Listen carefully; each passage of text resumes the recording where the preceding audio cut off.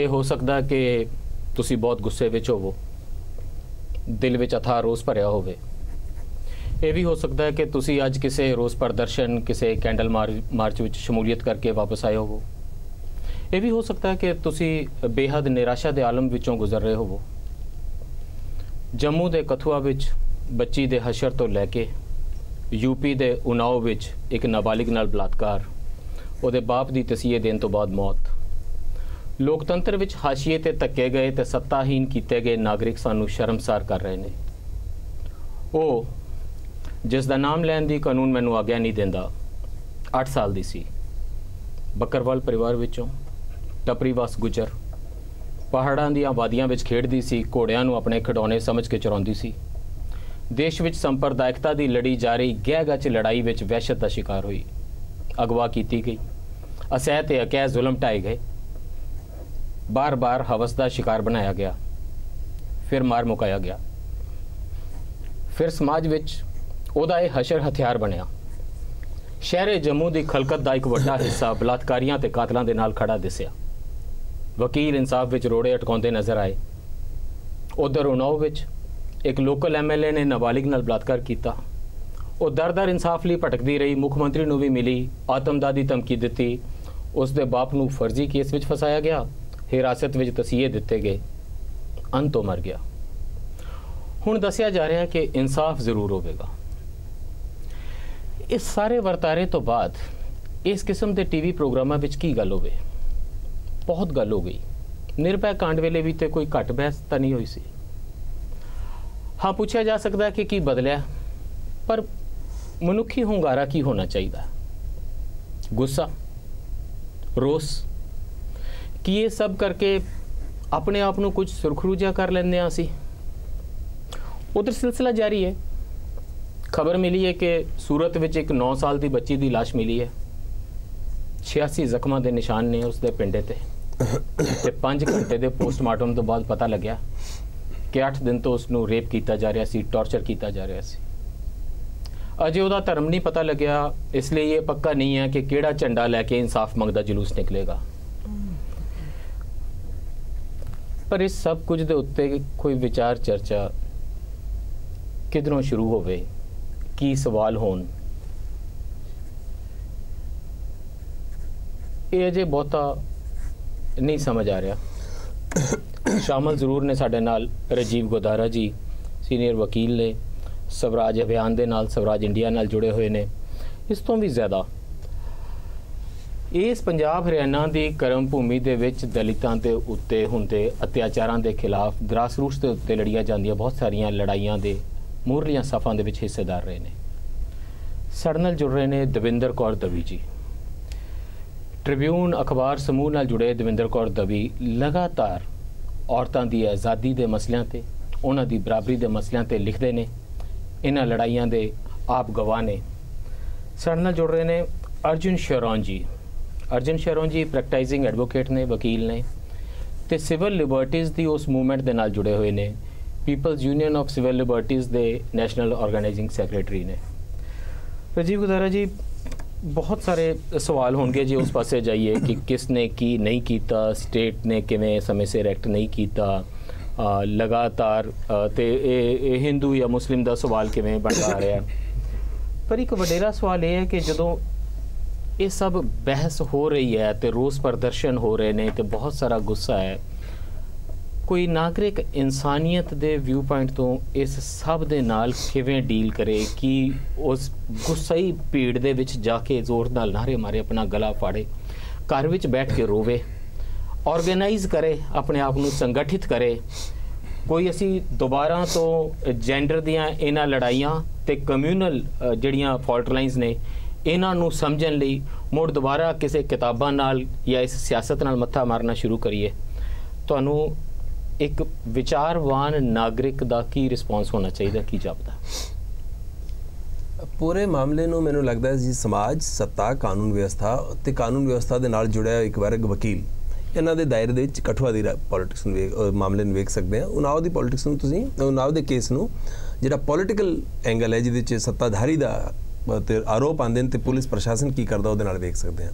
पर जिहड़ी गल तुसीं कीती, मैं ਹਿਮਾਚਲ ਦੇ ਵਿੱਚ ਜਾਣ ਦਾ ਜਦੋਂ ਕਦੇ ਵੀ ਮੌਕਾ ਮਿਲਿਆ, ਮੈਨੂੰ ਇੱਕ ਪਾਸੇ ਉੱਥੋਂ ਦੀ ਧਰਤੀ ਦੀ ਉਹ ਘਟਨਾਵਾਂ ਗੱਲਾਂ ਜਾਂ ਵਿਚਰਨ ਦਾ ਜਿਹੜਾ ਅਨੁਭਵ ਹੈ ਉਹ ਯਾਦ ਆਉਂਦਾ ਹੈ।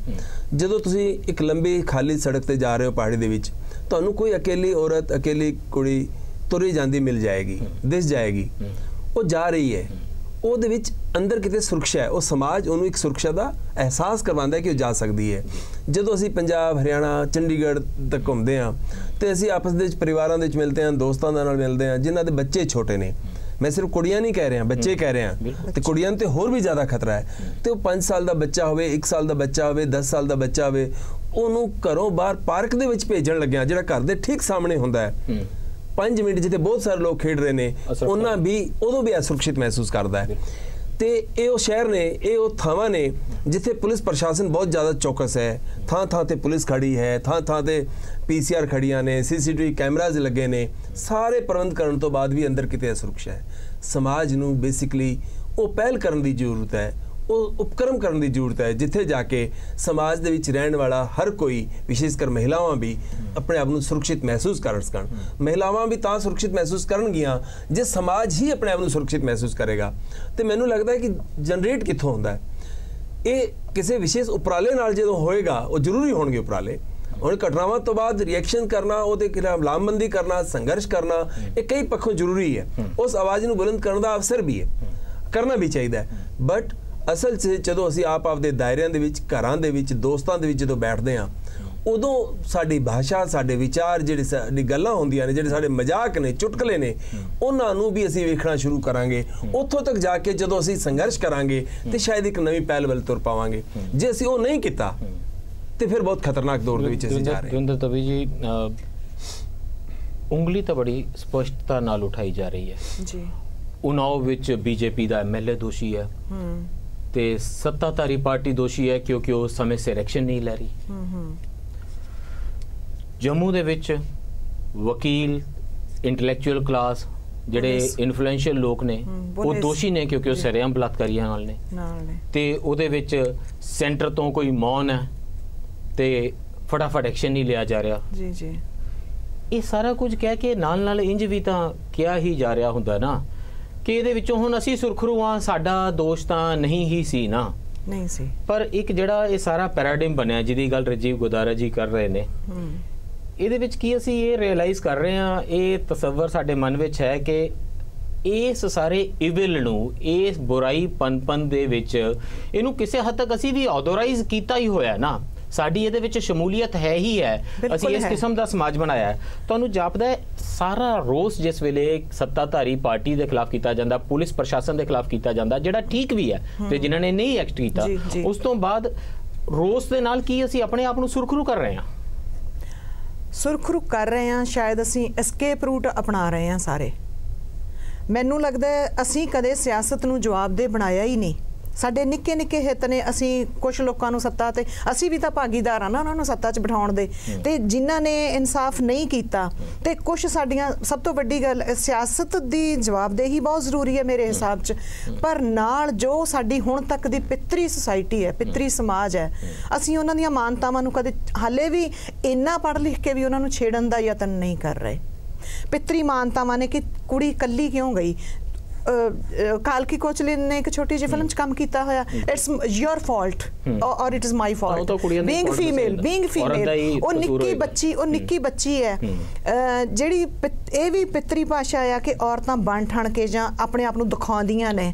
ਤੇ ਪਰ ਜੇ ਇਹ ਗੱਲ ਹੁੰਦੀ ਤਾਂ ਫਿਰ ਬੁਰਕੇ ਵਾਲੇ ਮੁਲਕਾਂ 'ਚ, ਬੁਰਕਾ ਪਾਉਣ ਵਾਲੇ ਮੁਲਕਾਂ 'ਚ ਕ੍ਰਾਈਮ ਨਾ ਹੁੰਦਾ ਔਰਤਾਂ ਖਿਲਾਫ। ਤੇ ਹੁਣ ਉਹ ਨਿੱਕੀ ਬੱਚੀ ਕੀ ਦਿਖਾਉਂਦੀ ਹੈ ਆਪਣੀ ਦੇਹ ਦਾ? ਸ਼ਾਇਦ ਅਸੀਂ ਬੱਚਿਆਂ ਲਈ ਦਵਿੰਦਰ ਦਵੀ ਜੀ ਕਿ ਨਿਰਭੈ ਤੋਂ ਬਾਅਦ ਵੀ ਤਾਂ ਅਸੀਂ ਬਹੁਤ ਰੋਸ ਕੀਤਾ ਸੀ, ਤੇ ਉਸ ਤੋਂ ਬਾਅਦ ਜਿਹੜੇ ਰਿਜ਼ਲਟ ਆਏ ਸਨ, ਜਸਟਿਸ ਵਰਮਾ ਕਮੇਟੀ ਦੀ ਰਿਪੋਰਟ ਆਈ, ਕਾਨੂੰਨ ਦੇ ਵਿੱਚ ਕੁਝ ਚੰਗੇ ਬਦਲਾਅ ਹੋਏ, ਤੇ ਸਾਨੂੰ ਇੰਜ ਜਾਪਿਆ ਕਿ ਅਸੀਂ ਕੁਝ ਅਚੀਵ ਕੀਤਾ। ਹੁਣ ਜਦੋਂ ਰੋਸ ਹੋਣਗੇ, ਸਰਕਾਰ ਐਕਟ ਕਰਦੀ ਹੈ, ਜੰਮੂ ਦੇ ਵਿੱਚ ਵੀ ਐਕਸ਼ਨ ਹੋ ਰਿਹਾ, ਗ੍ਰਿਫਤਾਰੀਆਂ ਹੁੰਦੀਆਂ ਨੇ, ਉਨਾਓ ਦੇ ਵਿੱਚ ਵੀ ਗ੍ਰਿਫਤਾਰੀ ਹੁੰਦੀ ਹੈ, BJP ਦਾ MLA ਵੀ ਅੰਦਰ ਜਾਂਦਾ, ਭਾਵੇਂ ਕਿ ਉਹ ਹਾਈ ਕੋਰਟ ਦੇ ਕਹਿਣ ਤੇ ਹੀ ਉਹਨੂੰ CBI ਗ੍ਰਿਫਤਾਰ ਕਰਦੀ ਹੈ। ਇੱਥੇ ਲੋਕਾਂ ਦੀ ਜ਼ਿੰਮੇਵਾਰੀ, ਇੱਕ ਸੈਂਸ ਆਫ ਅਚੀਵਮੈਂਟ ਆ ਜਾਂਦੀ ਹੈ, ਫਿਰ ਇੱਕ ਸੈਂਸ ਆਫ ਕਲੋਜ਼ਰ ਆ ਜਾਂਦੀ ਹੈ ਕਿ ਅਸੀਂ ਰੋਸ ਕੀਤਾ ਤਾਂ ਐਕਸ਼ਨ ਹੋ ਗਿਆ। ਇਹ ਸਿਲਸਿਲਾ ਤਾਂ ਇੰਜ ਹੀ ਚੱਲਦਾ ਰਹੇਗਾ? ਨਹੀਂ ਜੀ, ਨਹੀਂ, ਇਹ ਸਿਲਸਿਲਾ ਹਾਂ ਬਿਲਕੁਲ ਬਿਯੋਂਡ ਰੋਜ਼ ਕਿਵੇਂ ਜਾਣਾ? ਰੋਜ਼ ਤੋਂ ਅੱਗੇ ਕੀ ਹੈ? ਜਦ ਤੱਕ ਸਾਡੀ ਭੁੱਲਣ ਸ਼ਕਤੀ ਧਿਆਨ ਦੇਣਾ, ਮੈਂ ਭੁੱਲਣ ਸ਼ਕਤੀ ਦੀ ਗੱਲ ਕਰ ਰਹੀ ਹਾਂ, ਜਦ ਤੱਕ ਲੋਕੀ ਇਹ ਘਟਨਾਵਾਂ ਨੂੰ ਬਹੁਤ ਛੇਤੀ ਵਿਸਾਰਦੇ ਰਹਿਣਗੇ। ਸਾਨੂੰ ਲਗਾਤਾਰ ਯਾਦ ਰੱਖਣਾ ਪੈਣਾ ਆਪਣਾ ਇਤਿਹਾਸ, ਰੀਸੈਂਟ ਪਾਸਟ। ਅਸੀਂ ਨਿਰਭਇਆ ਤੋਂ ਬਾਅਦ ਕਿੰਨੇ ਕਿ ਸਚੇਤ ਰਹੇ ਹਾਂ, ਜਾਂ ਨਿਰਭਇਆ ਦਾ ਫਾਲੋ ਅਪ ਅਸੀਂ ਕੀ। ਲੈਟ ਮੀ ਆਸਕ ਅਰਜੁਨ ਜੀ, ਜਿਹੜੀ ਮਤਲਬ ਹੁਣ FIR ਹੋ ਜਾਂਦੀ ਹੈ ਜੀ, CBI ਨੂੰ ਇਨਕੁਆਇਰੀ ਦੇ ਦਿੱਤੀ ਜਾਂਦੀ ਆ ਉਨਾਓ ਦੇ ਵਿੱਚ, ਤੇ ਕਠੂਆ ਵਿੱਚ CBI ਨੂੰ ਨਹੀਂ ਦਿੱਤੀ ਜਾਂਦੀ, ਤੇ ਦੋਨੋਂ ਹੀ ਜਿਹੜੀ ਚੰਗੇਰੀ ਸਿਵਲ ਸੁਸਾਇਟੀ ਹੈ ਉਹਦੇ ਰੋਸ ਦੀਆਂ ਅਚੀਵਮੈਂਟਸ ਮੰਨੀਆਂ ਜਾਂਦੀਆਂ ਨੇ।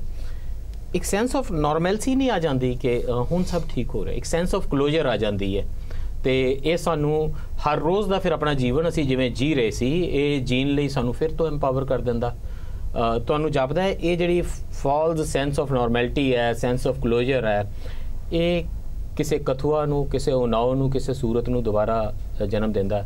ਮੈਂ ਤਾਂ ਕਰਕੇ ਪੁੱਛ ਰਿਹਾ ਸੀ ਕਿ ਕੀ ਸਾਡੀ ਸ਼ਮੂਲੀਅਤ ਇਹਦੇ ਵਿੱਚ ਬਣ ਜਾਂਦੀ है? मेरे हिसाब से हम सबकी एक शमूलियत की बात तो रहती ही है। सेंस ऑफ क्लोजर हम चाहते हैं, क्योंकि जैसे आपने कहा कहीं ना कहीं हम सोचते हैं कि इसका कुछ ना कुछ हो, और सरकार ने चाहे वो निर्भया के बाद जस्टिस वर्मा कमेटी बना के एक सेंस ऑफ क्लोजर लाने की कोशिश की थी। अब देखिए तब भी कोई उस वक्त की सरकार को ब्लेम नहीं कर रहा था, और आज ब्लेम किया जा रहा है, वो अलग कारण है, मैं उसकी बाद में बात करूंगा। और पहले ये देखिए कि जब निर्भया कांड हुआ, जस्टिस वर्मा कमेटी बनी, इन्होंने उससे लंबी चौड़ी 700-800 पेज की वो रिपोर्ट है, उसमें से सिर्फ ये चीज़ उठा ली कि कानून बदलने चाहिए। उन्होंने कानून बदले, पनिशमेंट को स्ट्रिक्ट किया, थोड़े बहुत एविडेंस के एक्ट से चेंजेस किए और CRPC से चेंजेस किए, और वहाँ पे छोड़ दिया। जिसने भी जस्टिस वर्मा कमेटी की रिपोर्ट पढ़ी, उसका एक बड़ा हिस्सा इसकी बात करता है कि जब तक महिला सशक्तिकरण नहीं होगा, महिलाओं के पास पॉलिटिकल और इकोनॉमिक पावर नहीं आएगी, तब तक कुछ नहीं होगा। जब तक महिलाओं को प्रॉपर्टी नहीं मिलेगी, मतलब पूरा चैप्टर डील करता है जस्टिस वर्मा कमेटी में कि जब तक उनको प्रॉपर्टी का हक नहीं मिलेगा, उनको घरों की मलकियत नहीं मिलेगी, नौकरियों में या पॉलिटिकल पावर में, पार्लियामेंट में उतनी जगह नहीं मिलेगी, तब तक ये आप कानून बदलते रहेंगे। आज देखिए 2 प्रदेश हो चुके हैं जिन्होंने चाइल्ड रेप को पनिशेबल बाय डेथ पेनल्टी कर दिया, और आज भी ऐसे लोग जब रोष प्रदर्शन में आएंगे कहेंगे कि इनको फांसी दे दो। गांधी कह ही रहे हैं, कई लोग कह चुके हैं, 2-3 सरकारों ने पहले ही कर दिया था इन इंसिडेंट से पहले, निर्भया के बाद भी ये बात हुई थी। सवाल ये है कि बड़ी बड़ी पनिशमेंट करने से, डेथ पेनल्टी कर देने, जिसके खिलाफ हम काफी लोग लड़ भी रहे हैं, क्या उससे ये मामला सॉल्व होगा? आपने जो स्ट्रक्चरल रीजन है इस वायलेंस का, पेट्रियार्की तो हो ही गया, पितृ सत्ता है, और साथ में जो स्ट्रक्चर के अंदर जो सर्वे मैंने देखा है, डिटेल पढ़ी है, इस देश की औरतें इस देश की पावर में सिर्फ 10% की काबिज है। 10% बैंक अकाउंट उनके नाम है, 10% प्रॉपर्टी उनके नाम है, 10% पोस्टें, 10 या उससे कम परसेंट पोस्टें वो सरकार में लेती हैं या पार्लियामेंट में लेती हैं। तो 10% के पावर के साथ कहाँ तक हम लड़ पाएंगे? I get that point, Arjun ji, Rajiv कुदारा ji, none of it explains Kathua.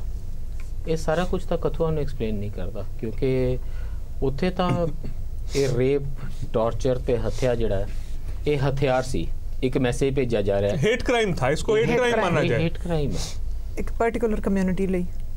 How does it work out? क्योंकि ये जिहड़ा रेप है ये अरसे तो हथियार के तौर पे वरत्या जांदा रहा, बड़ा फिर लगता है कि जैसे इस कंक्लूजन ते पहुंच के ते कठुआ तक महदूद करके जी गल ਨੂੰ ਕਰਾਂਗੇ ਤੇ ਸ਼ਾਇਦ ਫਿਰ ਗੱਲ नहीं, मैं महदूद नहीं करना चाहता, पर मैं कठुआ ਨੂੰ भी समझना चाह रहा ना। ਇਸ ਕਰਕੇ ਮੈਂ ਜਿਹੜੀ FIR ਵੇਖੀ ਉਹ ਹੁਣ ਰਿਪੋਰਟ ਪੜ੍ਹੀ ਹੈ, ਜਿੰਨਾ ਕੁਝ ਅਖਬਾਰ 'ਚ ਵੇਖਿਆ ਜਾਂ ਸੋਸ਼ਲ ਮੀਡੀਆ ਤੇ ਰਿਪੋਰਟਸ ਪੜ੍ਹੀਆਂ, ਉਹਦੇ ਮੁਤਾਬਿਕ ਹਲੇ FIR ਜਿਹੜੀ ਹੈ ਚਾਰਜ ਸ਼ੀਟ ਜਿਹਦੇ ਵਿੱਚ ਫਰੇਮ ਹੋ ਰਹੀ, ਦਾਇਰ ਹੋ ਰਹੀ ਹੈ, 302 376 ਜੀ, ਉਹਦੇ 'ਚ ਹਲੇ ਕੋਈ ਅਜਿਹੀ ਚਾਰਜ ਸ਼ੀਟ ਨਹੀਂ ਫਰੇਮ ਹੋਈ ਕਿ ਉਹ ਇਹ ਮੈਸੇਜ ਦੇਣ ਵਾਸਤੇ ਇਸ ਤਰ੍ਹਾਂ ਦਾ ਕ੍ਰਾਈਮ ਸੀ ਕਿ ਇੱਕ ਸਮਾਜ ਨੂੰ ਸੰਦੇਸ਼ ਦੇਣਾ ਹੈ। ਬਟ ਹਾਲਾਤ ਨੂੰ ਵੇਖਦੇ ਹੋਏ ਇਹ ਸ਼ੰਕਾ ਨੂੰ ਖਤਮ ਨਹੀਂ ਕੀਤਾ ਜਾ ਸਕਦਾ, ਇਸ ਕਰਕੇ ਮੰਗ ਬਣਦੀ ਹੈ। ਹਿੰਦੂ ਏਕਤਾ ਮੰਚ ਦੀ ਫਾਰਮੇਸ਼ਨ ਨੂੰ ਦੇਖਣ ਤੋਂ ਬਾਅਦ ਇਹ ਬਿਲਕੁਲ ਵੀ ਨਹੀਂ ਬਣਦਾ ਜੀ।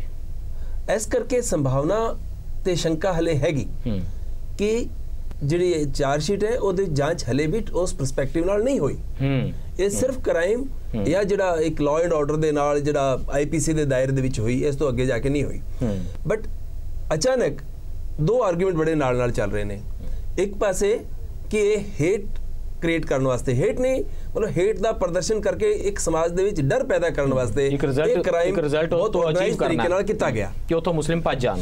ਸਿੰਪਲ ਜੀ ਗੱਲ। ਇਹਦੀ ਸ਼ੰਕਾਵਾਂ, ਇਹਦੀ ਸੰਭਾਵਨਾਵਾਂ ਹੈਗੀਆਂ ਪੂਰੇ ਮਾਮਲੇ ਦੇ ਵਿੱਚ। ਉਸ ਪੱਖੋਂ ਜਾਂਚ ਹੋ ਨਹੀਂ ਰਹੀ ਤੇ ਕੋਈ ਇਸ ਪੱਖੋਂ ਜਾਂਚ ਦੀ ਮੰਗ ਵੀ ਹਲੇ ਨਹੀਂ ਉੱਠ ਰਹੀ।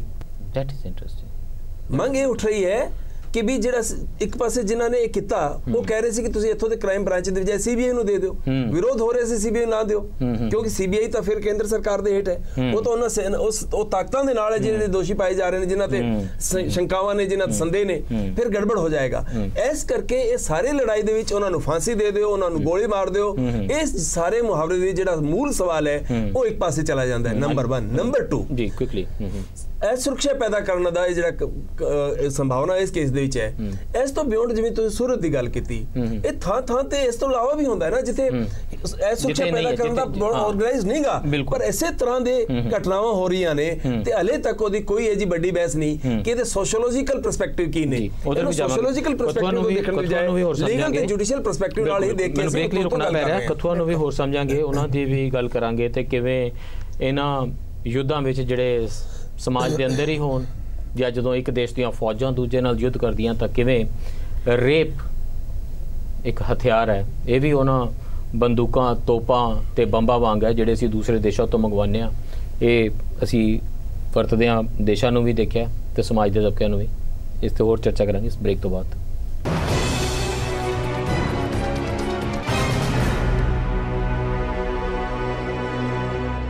ਬ੍ਰੇਕ ਤੋਂ ਬਾਅਦ ਫਿਰ ਮਿਲ ਰਹੇ ਹਾਂ, ਚਰਚਾ ਕਰ ਰਹੇ ਹਾਂ ਕਥੂਆ ਦੇ ਵਿੱਚ 8 ਸਾਲ ਦੀ ਬੱਚੀ ਨਾਲ ਜੋ ਹੋਇਆ, ਉਨਾਓ ਦੇ ਵਿੱਚ ਨਾਬਾਲਿਗਾ ਨਾਲ ਜੋ ਹੋਇਆ, ਸੂਰਤ ਤੋਂ ਹੁਣ ਫਿਰ ਇੱਕ ਬੱਚੀ ਦੀ ਲਾਸ਼ ਮਿਲੀ ਹੈ।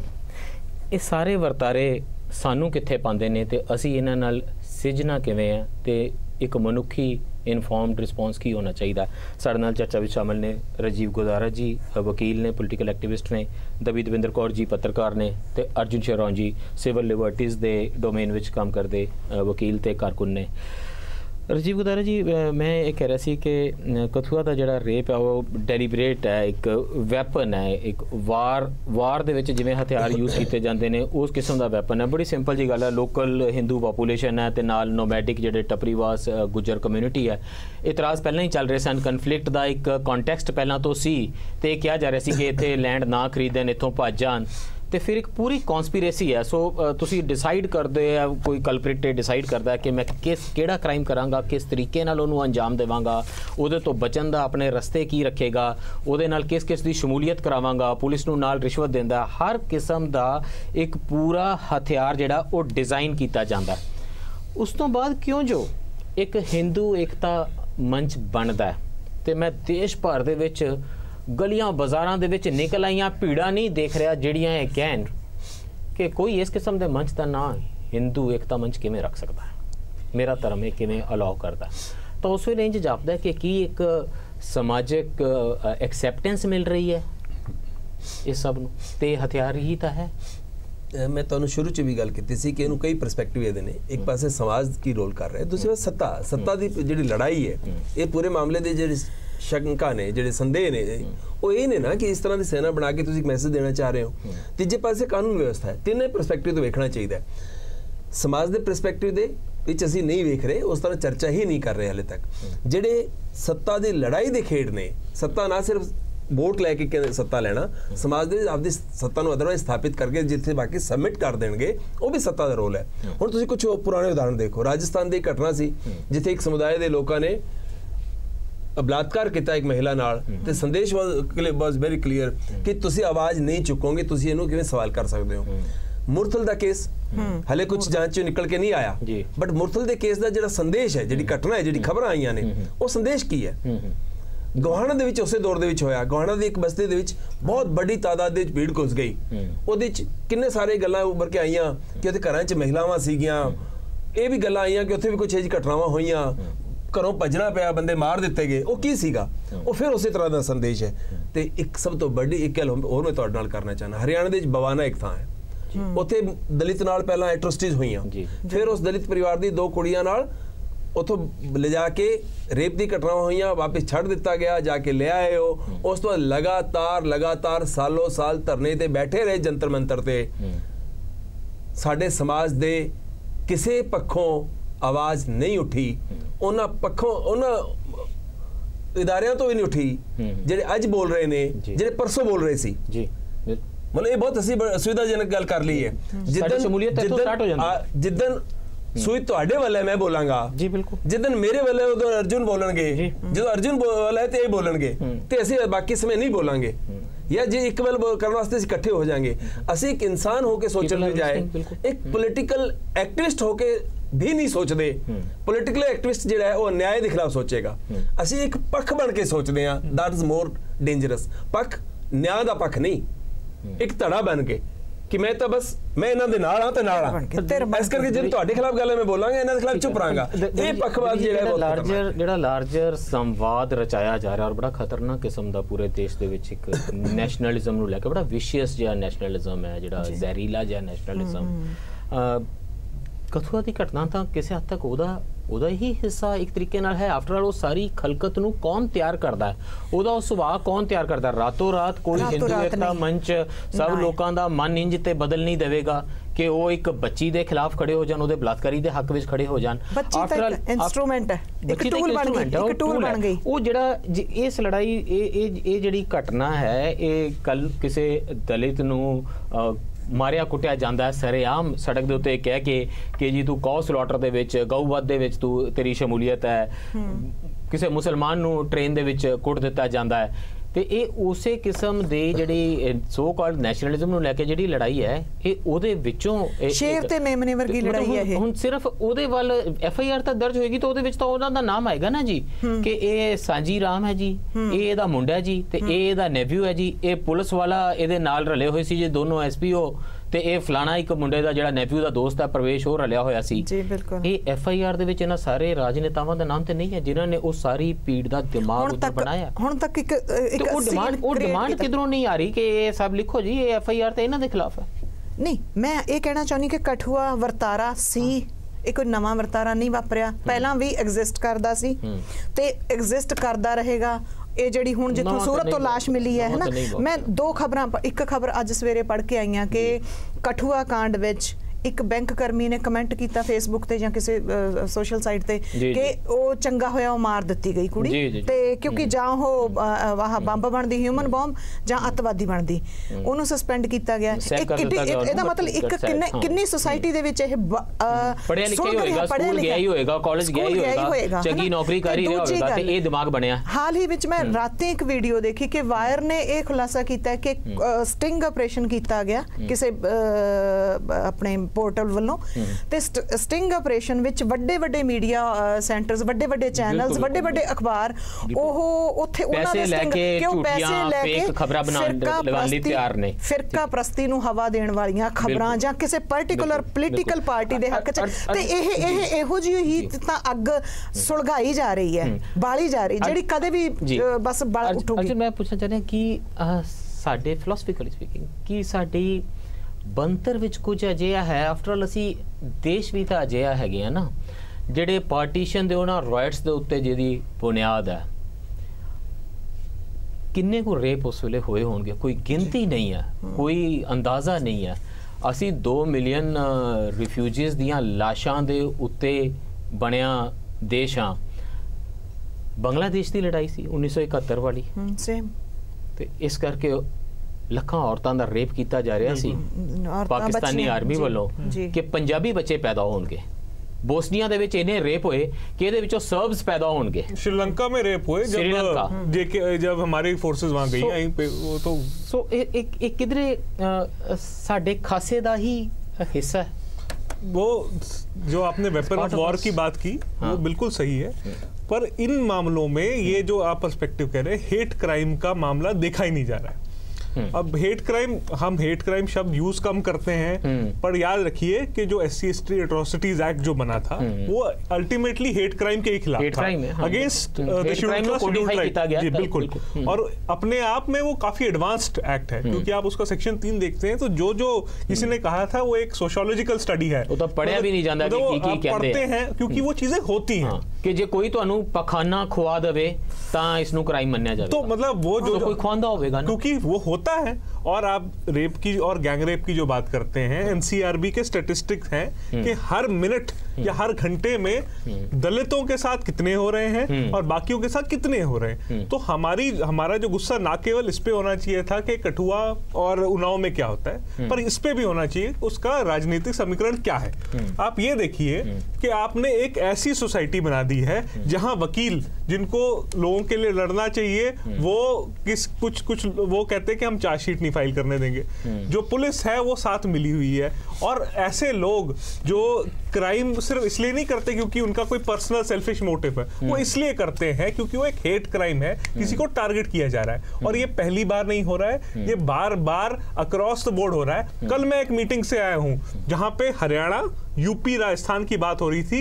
उन्होंने कहा है कई 100 मामले हुए हैं जहां पे गौ रक्षकों ने लोगों को मारा है, मर्डर किया है और मामले दबे पड़े, इनकाउंटर हो रहे हैं। सरकार इनकाउंटर करती है, गौ रक्षक लिंच करते हैं, वो भी हेट क्राइम है और ये उसी का एक हिस्सा है। ਇਹ ਸਭ ਵੀ ਤਾਂ ਹਿੱਸਾ ਹੈ। ਜਿਸ ਵੇਲੇ यूपी ਦੇ ਵਿੱਚ ਹੁਣ ਇੱਕ ਜੇ ਤੁਸੀਂ ਨਾਰਮਲ ਨੈਰੇਟਿਵ ਬਣਾ ਦਿਓ ਕਿ ਇਹ ਬਦਮਾਸ਼ ਲੋਕ ਬੜਾ ਤੰਗ ਕਰਦੇ ਨੇ ਤੇ ਕੌਣ ਕਾਨੂੰਨੀ ਪ੍ਰਕਿਰਿਆ ਤੇ ਪਚੜਿਆਂ ਵਿੱਚ ਪਵੇ, ਕਿੰਨਾ ਪੇਪਰ ਵਰਕ ਕਰਨਾ ਪਵੇਗਾ, ਐਨਕਾਊਂਟਰ ਕਰੋ ਤੇ ਖਤਮ ਕਰੋ, ਹਜ਼ਾਰਾਂ ਦੀ ਗਿਣਤੀ ਵਿੱਚ ਐਨਕਾਊਂਟਰ ਸਰਕਾਰ ਬੋਲ ਰਹੀ ਹੈ, ਸੈਂਕੜਿਆਂ ਦੇ ਵਿੱਚ ਖਤਮ ਕਰੋ, ਮੁੱਖ ਮੰਤਰੀ ਇਸ ਨੈਰੇਟਿਵ ਨੂੰ ਦੇਣ ਤਾਂ ਫਿਰ ਸਟੇਟ ਦੇ ਵਿੱਚ ਕਿਸ ਦਾ ਵਿਸ਼ਵਾਸ ਹੋਵੇਗਾ ਤੇ ਕੌਣ ਸਟੇਟ ਤੋਂ ਇਨਸਾਫ ਮੰਗਣ ਜਾਵੇਗਾ। ਤੇ ਜੇ ਜਿਹੜਾ ਜਾ ਰਿਹਾ ਉਹ ਨਾਬਾਲਿਗਾ ਜਾ ਰਹੀ ਸੀ, ਕਿੱਥੇ ਤੱਕ ਕੋਈ ਪਹੁੰਚ ਜਾਵੇਗਾ? ਉਹ ਤਾਂ ਮੁੱਖ ਮੰਤਰੀ ਤੱਕ ਪਹੁੰਚ ਗਈ ਸੀ, ਐਮਐਲਏ ਦੇ ਘਰ ਦੇ ਸਾਹਮਣੇ ਰਹਿੰਦੀ ਸੀ, ਉਸ ਨੂੰ ਤਾਂ ਐਡੀਸ਼ਨਲ ਡੀਜੀਪੀ ਤੱਕ ਮੁਲਾਕਾਤ ਹੋ ਰਹੀ ਸੀ ਤੇ ਉਸ ਤੋਂ ਬਾਅਦ ਇਹ ਹਾਲਤ ਹੈ ਕਿ ਬਾਪ ਇਸ ਕਦਰ ਤਸੀਹੇ ਦੇ ਕੇ ਮਾਰ ਦਿੱਤਾ ਜਾਂਦਾ। ਜਿੰਨੇ ਦਿਨ ਤੱਕ ਉਹ ਮੁੱਖ ਮੰਤਰੀ ਨੇ ਵੀ ਹੁਣੇ ਕਿਹਾ ਕਿ 9 ਤਰੀਕ ਨੂੰ ਮਾਮਲਾ ਉਹਨਾਂ ਦੀ ਨਜ਼ਰ ਦੇ ਵਿੱਚ ਆਇਆ, ਸੋ ਉਦੋਂ ਤੱਕ ਤਾਂ ਮਾਮਲਾ ਨਜ਼ਰ ਵਿੱਚ ਨਹੀਂ ਆਉਂਦਾ। ਇਹ ਜਿਹੜਾ ਕਤੂਆ ਦਾ ਕੇਸ ਹੈ ਕਿੰਨੀ ਦੇਰ ਤੱਕ ਦੋ ਤਿੰਨ ਗੱਲ ਕਰਨਾ ਚਾਹਨਾ, ਉਸ ਤੋਂ ਬਾਅਦ ਮੈਂ ਆਪਦੀ ਇਸ ਬਾਰੇ ਮੈਨੂੰ ਕੀ ਲੱਗਦਾ ਉਹ ਵੀ ਕਹਾਂਗਾ। ਡਰ ਪੈਦਾ ਕਰਨ ਵਾਸਤੇ ਹੋ ਰਿਹਾ ਹੈ, ਸੁਰੱਖਿਆ ਪੈਦਾ ਕਰਨ ਵਾਸਤੇ ਹੋ ਰਿਹਾ, ਬਦਲਾ ਲੈਣ ਵਾਸਤੇ ਹੋ ਰਿਹਾ, ਨਫ਼ਰਤ फैलाने वास्ते हो रहे हैं। पर ये सारे काम वास्ते रेप ही क्यों? भी डर, असुरक्षा, बदला, नफरत, ये तरीके तो बहुत सारे हो सकते हैं ना। Other things are also being done. पर रेप ही क्यों? रेप भी है, रेप भी है। नहीं रेप प्राइमरली क्यों है? जब आपने कहा कि पंजाबी उस तरह मार रहे सी कि पंजाबी पुत होंगे, सरब पुत होंगे, बच्चे होंगे, रेप एक मेजर हथियार दे तौर ते क्यों है? जे रेप मेजर हथियार दे तौर ते तो किते न किते साडी जेडी सैक्चुअल ओरिएंटेशन है, साडी सोशल ओरिएंटेशन है, ह्यूमन बिहेवियर है, वो भी देखण दी लोड़ है। It's about power. सानू डेफिनेशन, सानू अपने मानता मतलब ताकत ਨੂੰ ਤੁਸੀਂ ਕਿਸੇ ਹੋਰ ਤਰੀਕੇ ਵੀ ਦਿਖਾ ਸਕਦੇ ਸੀ ਨਾ। ਇਹ ਤਾਂ ਕਿਉਂ ਜਾਂਦਾ ਹੈ? ਇਹਦੇ ਵਿੱਚ ਕੋਈ ਕਿਤੇ ਨਾ ਕਿਤੇ ਮਾਮਲਾ ਇਹ ਸਾਰੇ ਪਰਸਪੈਕਟਿਵ ਤੋਂ ਬਾਹਰ ਵੀ ਕੁਝ ਹੈ। ਦੂਜਾ ਜਿਹੜੀ ਆਪਾਂ ਗੱਲ ਕਰਦੇ ਹਾਂ, ਜਿਵੇਂ ਵਕੀਲਾਂ ਦੀ ਗੱਲ ਆਈ, ਕਿੰਨੀ ਵਾਰ ਹੋ ਗਿਆ ਕਿ ਵਕੀਲ ਜਾ ਕੇ ਸੁਪਰੀਮ ਕੋਰਟ ਦੇ ਵਿੱਚ ਖੜੇ ਹੋ ਜਾਂਦੇ ਨੇ ਕਿ ਅਸੀਂ ਜਿਹੜੀ ਗੱਲ ਕਹਿ ਰਹੇ ਹਾਂ ਭੀੜ ਖੜੀ ਹੋ ਗਈ ਵਕੀਲਾਂ ਦੀ, ਉਹੀ ਕਹਿਣਾ ਪਏਗਾ। ਚੰਡੀਗੜ੍ਹ ਦੇ ਵਿੱਚ ਇੱਕ ਜੱਜ ਸਾਹਿਬ ਦੇ ਖਿਲਾਫ ਕੇਸ ਆਇਆ, ਉਹਦੇ ਵਿੱਚ ਵਕੀਲ ਸਾਹਿਬ ਇਨਵੋਲਵ ਸੀ, ਸਾਰੀ ਕੋਰਟ ਭਰ ਜਾਂਦੀ ਸੀ, ਗੱਲ ਨਹੀਂ ਕਰਨ ਦਿੰਦੇ ਸੀ। ਰਾਮ ਰਹੀਮ ਦੇ ਕੇਸ ਦੇ ਵਿੱਚ 2002 ਦੇ ਵਿੱਚ ਉਹਦੇ ਤੇ ਰੇਪ ਦੇ ਕੇਸ ਬਣੇ। ਮੈਂ ਕਿੰਨੇ ਵਕੀਲਾਂ ਨੂੰ ਜਾਣਦਾ, ਮੈਂ ਟੀਵੀ ਡਿਬੇਟਸ ਦੇ ਵਿੱਚ ਵੇਖਿਆ, ਪੁੱਛਿਆ ਉਹਨਾਂ ਨੂੰ ਹੁਣ ਜਦੋਂ ਬੋਲਦੇ ਸੀ ਕਿ ਤੁਹਾਨੂੰ 15 ਸਾਲ ਤੋਂ ਕਦੇ ਪਤਾ ਨਹੀਂ ਸੀ ਹੋਇਆ, ਉਹ ਕਹਿੰਦੇ 15 ਸਾਲ ਸਾਨੂੰ ਪਤਾ ਹੀ ਨਹੀਂ ਸੀ ਹੋਇਆ। ਜਿਨ੍ਹਾਂ ਨੂੰ 15 ਸਾਲ ਪਤਾ ਹੀ ਨਹੀਂ ਸੀ, ਹੁਣ ਅਚਾਨਕ ਉੱਚੀ ਆਵਾਜ਼ਾਂ ਹੋ ਗਈਆਂ ਨੇ, ਵੈਲਕਮ ਸਟੈਪ ਹੈ, ਚੰਗੀ ਗੱਲ ਹੈ। ਆਈ ਐਮ ਮੋਰ ਵਰੀਡ ਕਿ ਉਸ ਤੋਂ ਇੱਕ ਰਜੀ ਸੈਕਿੰਡ ਕਿ ਉਸ ਤੋਂ ਬਾਅਦ ਜਿਸ ਵੇਲੇ ਇਹ ਮਾਮਲਾ ਇੰਨਾ ਭੜਕ ਗਿਆ ਤਾਂ ਉਸ ਤੋਂ ਬਾਅਦ ਕੀ ਕਿਹਾ ਜਾ ਰਿਹਾ ਹੈ? ਰਾਮ ਮਾਧਵ ਜੀ ਹੁਣ ਕਹਿ ਰਹੇ ਨੇ ਕਿ ਜਿਹੜੇ ਉਹ 2 ਬੀਜੇਪੀ ਦੇ ਮੰਤਰੀਆਂ ਨੇ ਜਲੂਸ ਵਿੱਚ ਜਾ ਕੇ ਹਿੱਸਾ ਲਿਆ ਸੀ, ਸੀਬੀ ਦੀ ਇਨਕੁਆਇਰੀ ਮੰਗ ਰਹੇ ਸਨ, ਇਹ ਨਾ ਇਨਡਿਸਕ੍ਰੀਸ਼ਨ ਹੋਈ ਉਹਨਾਂ ਕੋਲੋਂ, ਉਹ ਡਿਸਕ੍ਰੀਟ ਤੌਰ ਤੇ ਨਹੀਂ ਅਜੇ ਆ ਕਰ ਸਕੇ। ਇਹ ਇਨਡਿਸਕ੍ਰੀਸ਼ਨ ਦਾ ਮਤਲਬ ਹੁੰਦਾ ਹੈ ਕਿ ਕੀ ਪੰਜਾਬੀ ਦੇ ਵਿੱਚ ਇਹਦਾ ਸ਼ਬਦ ਹੋਵੇਗਾ ਕਿ ਗਲਤੀ ਨਾਲ, ਮਤਲਬ ਇਹ ਜ਼ਾਹਿਰਾ ਤੌਰ ਤੇ ਨਹੀਂ ਸੀ ਕਰਨਾ ਚਾਹੀਦਾ, ਥੋੜੀ ਸਿਆਣਪ ਜੀ ਨਾਲ ਇਹ ਕੰਮ ਕਰ ਲੈਂਦੇ, ਇਹ ਬਹੁਤੀ ਸਿਆਣਪ ਨਾਲ ਨਹੀਂ ਕੀਤਾ, ਅਦਰਵਾਈਜ਼ ਉਹਨਾਂ ਨੂੰ ਇਹ ਅਫਸੋਸ ਨਹੀਂ ਹੈ। ਤੇ ਬੀਜੇਪੀ ਦੇ ਮੰਤਰੀ ਕਹਿ ਰਹੇ ਨੇ ਕਿ ਜੀ ਅਸੀਂ ਤਾਂ ਪਾਰਟੀ ਦੇ ਕਹਿਣ ਤੇ ਹੀ ਉੱਥੇ ਗਏ ਹਾਂ, ਉਹ ਕਲੀਅਰਲੀ ਸਟੈਂਡ ਲੈ ਰਹੇ ਨੇ। ਮੈਂ ਪੁੱਛ ਰਿਹਾ ਜਿਸ ਵੇਲੇ ਇਹ ਸਾਰਾ ਕੁਝ, ਜਿਸ ਵੇਲੇ ਇੰਨਾ ਰੋਸ ਹੈ, ਜਿਸ ਵੇਲੇ ਲੋਕ ਇਸ ਮਾਤਮ ਨਾਲ ਭਰੇ ਬੈਠੇ ਨੇ, ਉਸ ਵੇਲੇ ਜੇ ਪੋਲੀਟੀਕਲ ਲੀਡਰ ਅਜਿਹੀ ਭਾਸ਼ਾ ਵਰਤਦਾ ਹੈ ਤਾਂ ਉਸ ਨੂੰ ਪਤਾ ਹੈ ਕਿ ਸਮਾਜ ਦੇ ਇੱਕ ਵਡੇਰੇ ਹਿੱਸੇ ਦੇ ਵਿੱਚ ਇਹਦੀ ਐਕਸੈਪਟੈਂਸ ਹੈਗੀ ਹੈ।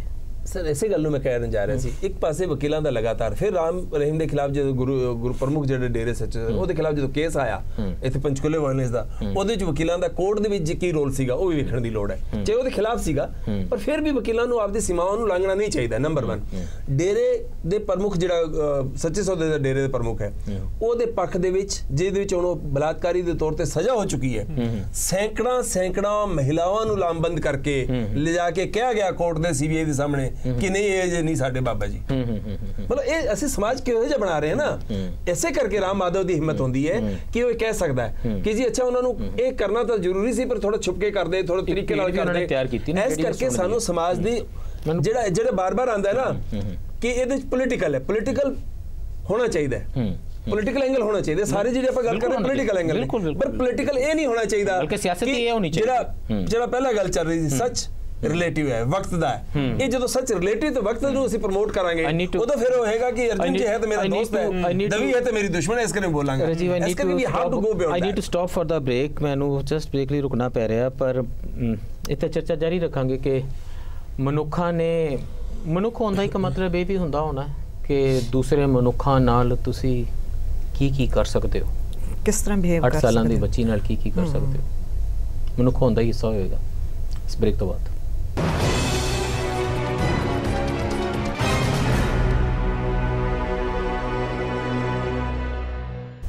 ਫਿਰ ਸਵਾਗਤ ਹੈ। ਚਰਚਾ ਕਰ ਰਹੇ ਹਾਂ ਉਨਾਓ ਦੇ ਵਿੱਚ ਨਾਬਾਲਿਗਾ ਨਾਲ ਜੋ ਹੋਇਆ ਤੇ ਕਥੂਆ ਦੇ ਵਿੱਚ 8 ਸਾਲ ਦੀ ਬੱਚੀ ਦੇ ਨਾਲ ਜੋ ਪਾਣਾ ਵਰਤਿਆ। ਹੁਣ ਸੂਰਤ ਤੋਂ ਜਿਸ ਕਿਸਮ ਦੀ ਖਬਰ ਆ ਰਹੀ ਹੈ, ਇਹਨਾਂ ਸਾਰੀਆਂ ਖਬਰਾਂ ਦੇ ਨਾਲ ਅਸੀਂ ਕਿਵੇਂ ਨਜਿੱਠ ਰਹੇ ਹਾਂ, ਕਿਵੇਂ ਕੋਈ ਸਮਾਜ ਇਸ ਨਾਲ ਸਿੱਝੇ ਕਿ ਰੋਸ ਤੱਕ ਤੇ ਸੰਗਠਿਤ ਹੋਣ ਤੱਕ ਸਾਰੇ ਜਵਾਬ ਮਿਲ ਜਾਂਦੇ ਨੇ। ਸਾਡੇ ਨਾਲ ਇਸ ਚਰਚਾ ਵਿੱਚ ਸ਼ਾਮਿਲ ਨੇ ਰਾਜੀਵ ਗੁਦਾਰਾ ਜੀ, ਦਵੀ ਦਵਿੰਦਰ ਕੌਰ ਜੀ ਅਤੇ ਅਰਜੁਨ ਸ਼ੌਰਾਨ ਜੀ। ਰਾਜੀਵ ਗੁਦਾਰਾ ਜੀ, ਇੱਕ ਵੱਡੀ ਕੋਸ਼ਿਸ਼ ਤਾਂ ਇਸਟੈਬਲਿਸ਼ਮੈਂਟ ਦੀ ਇਹ ਰਹਿੰਦੀ ਹੀ ਹੈ ਕਿ ਉਹ ਇਹ ਆਪਣੀ ਇਮੇਜ ਬਣਾਵੇ ਕਿ ਦੇਸ਼ ਨੂੰ ਅਸੀਂ ਅੱਗੇ ਲੈ ਕੇ ਜਾ ਰਹੇ ਹਾਂ, ਦੇਸ਼ ਤਰੱਕੀ ਕਰ ਰਿਹਾ ਹੈ। ਜਿਹੜੀ ਕਮਿਊਨਿਟੀ ਆਫ ਨੇਸ਼ਨਸ ਹੈ ਦੁਨੀਆ ਦੇ ਵਿੱਚ, ਵੱਖ-ਵੱਖ ਦੇਸ਼ਾਂ ਦੀ ਜਿਹੜੀ ਬਰਾਦਰੀ ਹੈ ਉਹਦੇ ਵਿੱਚ ਸਾਡਾ ਕੱਦ ਉੱਚਾ ਹੋਵੇ। ਇਸੇ ਕਰਕੇ ਪ੍ਰਧਾਨ ਮੰਤਰੀ ਕਦੀ ਮੈਡੀਸਨ ਸਕੁਅਰ ਗਾਰਡਨ ਦੇ ਵਿੱਚ ਗੱਲ ਕਰਦੇ ਨੇ, ਦੂਸਰੇ ਦੇਸ਼ਾਂ ਦੇ ਵਿੱਚ ਜਾ ਕੇ ਰੈਲੀਆਂ ਨੂੰ ਸੰਬੋਧਨ ਕਰਦੇ ਨੇ। ਹੁਣ ਜਦੋਂ ਇਹ ਸਭ ਕੁਝ ਵੀ ਤਾਂ ਛਪ ਹੀ ਰਿਹਾ ਨਾ, ਸਾਰੀ ਦੁਨੀਆ ਇਸ ਨੂੰ ਵੀ ਤਾਂ ਪੜ੍ਹ ਰਹੀ ਹੈ ਨਾ, ਇੰਟਰਨੈਸ਼ਨਲ ਅਖਬਾਰ, ਇੰਟਰਨੈਸ਼ਨਲ ਟੈਲੀਵਿਜ਼ਨ ਦੇ ਵਿੱਚ ਇਹ ਸੁਰਖੀਆਂ ਵੀ ਬਣੀ ਰਹੀਆਂ ਨੇ।